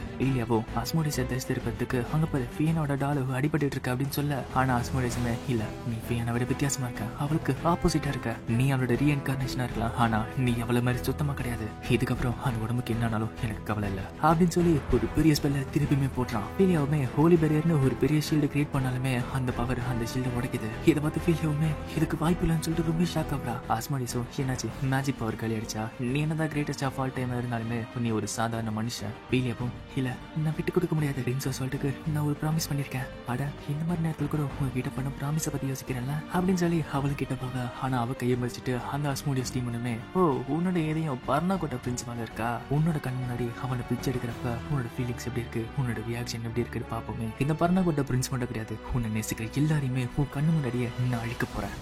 எல்லாரும் யோசிச்சு பார்த்துட்டு நான் அவளை பாதுகாக்கணும். என்னோட உயிரை போனாலும் நான் அவளை காப்பாற்றணும். இப்படி அவளை என்ன பண்ணலாம்னு சொல்லிட்டு யோசிச்சுட்டு இருக்க ஒரு வாய்ஸ் கேக்குது. அந்த வாய்ஸுமே ஃபீலியா ஆடினர் உன்னோட ஆசையை நான் நிறைவேற்றுறேன். யாருன்னு பார்த்தா 400 வருஷத்துக்கு முன்னாடி அந்த ஆஸ்மோடியஸ் டீமனை சீல் பண்ண ஆர்ச் செயின்ட் ஃபியானா. அந்த டீமன் சொன்ன மாதிரியே ஃபியானாவுமே ஃபீலியா மாதிரி எக்ஸாக்டா இருக்கா. ஃபியானாவும் என்ன மன்னிச்சிரு நான் அரைகுறையா கிரியேட் பண்ண சீலால தான் இப்போ அவன் வெளியே வந்து உங்களுக்கு பிரச்சனை கொடுத்துட்டு இருக்கான். அதனால ஃபீலியா ஆடினர் இப்போ என்னோட பவர்ஸ் எல்லாத்தையுமே உன்கிட்ட கொடுக்குறேன். இப்போ ஃபீலியாக்குள்ள ஃபியானாவோட மொத்த பவருமே போயிடுச்சு. இதை பார்த்து அந்த டீமனுமே அட ஃபியானா நீ வந்துட்டியா நான் உனக்காக தான் காத்துக்கிட்டு இருந்தேன். ஃபீலியா உடம்புல இருந்துகிட்டு ஃபியானாவும் ஆஸ்மோடியஸ் உங்ககிட்ட எத்தனை வாட்டி சொல்லியிருக்கேன் இந்த மாதிரி இந்த உலகத்து வந்து பிரச்சனை பண்ணக்கூடாதுன்னு. ஃபீலியாவும் செயின்ட் ஹீல்னு சொல்ல அங்க அடிப்பட்ட 3 பேருமே டக்குனு ஹீல் ஆகுறாங்க. ஃபீலியாவும் அவங்கள எழுப்பி விட்டுட்டு கவலைப்படாதீங்க நான் அவனை பாத்துக்கிறேன் அப்படின்னு சொல்ல ஆஸ்மோடியஸும் ஒரு சாதாரண மனுஷன் என்ன அடிக்க போறியா எனக்கு சிரிப்பு ஏத்தாத சொல்லிட்டு அவனும் அட்டாக் பண்ண ஹிர்சாவும் அவன் திருப்பியுமே அந்த பெரிய ஸ்பெல்ல போடுறான் ஃபீலியா அப்படின்னு சொல்ல ஆனா அவனுக்கு முன்னாடியே ஃபீலியாவும் ஒரு ஸ்பெல்ல கிரியேட் பண்ணி அவனை அடிச்சிடுறா. இதை பார்த்து அந்த டீமனுக்கு ஷாக்கா இருக்கு. இதுக்கு வாய்ப்பு இல்ல என்ன விட சீக்கிரமா நீ ஒரு ஸ்பெல்ல கேஷ் பண்ணிட்டியா.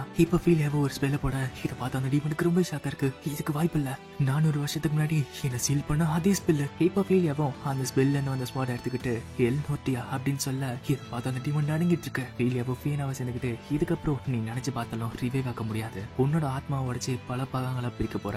இதை பார்த்து அந்த டீமனும் ஃபீனா வெயிட் பண்ணு உனக்காக தான் நான் எல்லாத்தையும் பண்ணேன் நான் உனக்கு காதலிக்கிறேன் அதனால தான் இவ்வளத்தி பண்ண அப்படின்னு சொல்ல ஃபீலியாவோ என்ன மன்னிச்சிரு ஆனா நான் உன்னை நீ நினைக்கிற செயின்ட் ஃபியானா கிடையாது. ஒருவேளை உனக்குள்ள இருக்க காதல் தான் இவ்வளவு விஷயத்த பண்ண வச்சிருக்கலாம். ஆனா ஒரு செயின்டா இந்த குற்றத்தை என்னால ஒத்துக்க முடியாது. தயாரா இருந்துக்கோ அப்படின்னு சொல்லிட்டு அந்த ஸ்வோர்டை வச்சு வெட்ட அந்த டீமனுமே அங்கேயே உடஞ்சு போகுது. அந்த டீமன் அஸ்மோடேஸோ சாகுறப்ப கூட ஃபியானா ஐ லவ் யூன்னு சொல்லிட்டு தான் சாகுறான். கடைசியில அந்த டீமன் கிரியேட் பண்ணிட்டாலுமே அழிய அதுல ஃபியானாவும் ஃபீலியாடனர் இந்த உலகத்தை காப்பாத்துறதுக்கு ரொம்ப நன்றி. ஃபீலியாவோ ஒரு செயின்டா இது என்னோட கடமை தான் அப்படின்னு சொல்லி அவளும் மணிங்கவில்ல அவளை பிரின்ஸோ சொல்லிட்டு பிடிக்கிறாரு. ஃபீலியாவும் நீங்க மட்டும் வந்து காப்பாத்தலனா கண்டிப்பா நான் இறந்து போயிருப்பேன். என்னை காப்பாத்தினதுக்கு ரொம்ப நன்றி. பிரின்ஸோ சொல்லிட்டு கேட்ட உடனே பின்னா நான் காப்பாத்தாம எப்படி என்ன நான் உங்களை அப்படின்னு சொல்ல வரதுக்குள்ள எர்சாவும் இதை சொல்றதுக்கு ஒரு நேரம் காலம் இடம் கிடையாதடா, முதல்ல ஒரு நல்ல இடத்துக்கு கூட்டிட்டு போய் அங்க போய் சொல்லுன்னு சொல்ல சொல்லிட்டும் ஆமா நீ சொல்றதும் ஒரு லாஜிக் இருக்கு அப்படின்னு சொல்ல ஃபீலியாக்கு இப்பயுமே அவங்க என்ன சொல்றாங்கிறது புரியல. இந்த சைடு பார்த்தா அந்த முட்டா பிரின்ஸ் முழிச்சுக்கிட்டான். அவனும் நான் எங்க இருக்க சொல்லிட்டு சுத்தி பார்த்துட்டு ஃபீலியா பார்த்துட்டு ஃபீலியா இங்க இருக்கியா, இப்போ என்கிட்ட பவர் இருக்கு நான் என்ன பண்ற சொல்லிட்டு பார்க்க கையில பார்த்தா அந்த மோதிரமும் இல்ல. ஆமா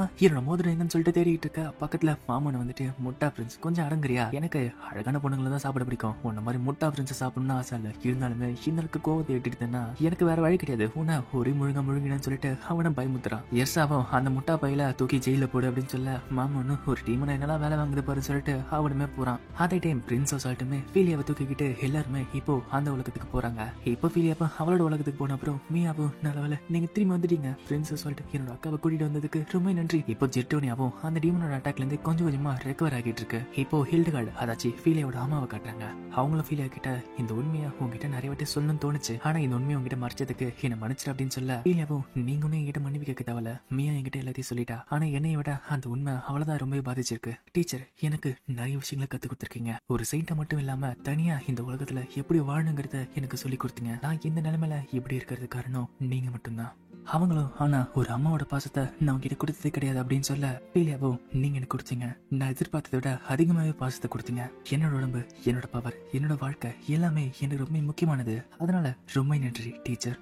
இல்ல அம்மா இது கேட்டவுடனே அவங்களும் ஷாக் ஆயிட்டு இது கேட்கறதுக்கு வித்தியாசமா இருக்குல்ல, அம்மா மாதிரி ஒரு விஷயத்த கூட நான் உனக்கு பண்ணதே கிடையாது. ஃபீலியாவும் நீங்க தான் என்னோட அம்மா தெரிஞ்சப்பறம் உங்களை பத்தி இனிமே தெரிஞ்சுக்கணும்னு எனக்கு ஆசையா இருந்துச்சு, அவங்களும் எனக்கு தெரிஞ்சு என்னோட எல்லா விஷயமும் உனக்கு தெரியும்னு நினைக்கிறேன், இதுக்கப்புறம் சொல்றதுக்கு எதுவும் கிடையாது. ஃபீலியாவும் அப்படின்னா என்னோட உண்மையான அப்பா பத்தி சொல்லுங்களேன் அப்படின்னு சொல்ல இது கேட்டவுடனே அவங்களும் ஷாக் ஆயிட்டு உன்னோட அப்பா ஒரு ஹீலர், ஆனா அந்த டைம்ல பார்வையிட்டு இருந்த ஒரு நோயால அவர் இறந்து போயிட்டாரு, ஆனா கடைசி வரைக்கும் உன்னை பத்தியே அவர் கவலைப்பட்டு இருந்தாரு. ஃபீலியாவும் அப்படியா, ஒருவேளை என்னோட ஹீலிங் பவர் என்னோட அப்பா கிட்ட இருந்து வந்திருக்குன்னு நினைக்கிறேன், அவ்வளவுதானா, இன்னும் சொல்லுங்க நீங்க ரெண்டு பேரும் எப்படி சந்திச்சுக்கிட்டீங்க எப்படி காதலிச்சிங்க எல்லாத்தையுமே சொல்லுங்களேன். இப்ப கொஞ்ச நேரம் கழிச்சு நைட் ஆக லியோனார்டோவுமே ஹில்டெகார்டுக்கு வித்தியாசமா டிஷ் செஞ்சு வச்சிருக்கான். அந்த மேடுமே ஆனா லியோனார்டு இவ்வளவு செஞ்சு வச்சிருக்கீங்களே யாரு இதெல்லாம் சாப்பிட அப்படின்னு சொல்ல ஹிமாரியும் அத ஃபீலியா இருக்காங்களே அவங்க எல்லாத்தையும் சாப்பிட்டுருவாங்க நம்ம ஏன் கவலைப்படணும் அப்படின்னு சொல்ல இதுக்கிட்டமே ஷாக் ஆவரா, என்னது அப்ப நீங்க இவ்வளவு சாப்பிடுங்களா அப்படின்னு சொல்லலாம். நான் பர்னா கொட்டாக்கு வந்த அப்புறம் நிறைய சாப்பிட ஆரம்பிக்கிறேன், ஏன்னா இங்க செய்யற சாப்பாடு அந்த அளவுக்கு ருசியா இருக்கு. அவங்க அம்மாவும் ஃபீலியா உனக்கு நல்ல நண்பர்கள் இங்க இருக்காங்க, நீ பர்னா கொட்டாக்கு போன அப்புறம் உன்னோட வாழ்க்கை எப்படி இருக்குன்னு சொல்லிட்டு நான் கவலைப்பட்டேன், ஆனா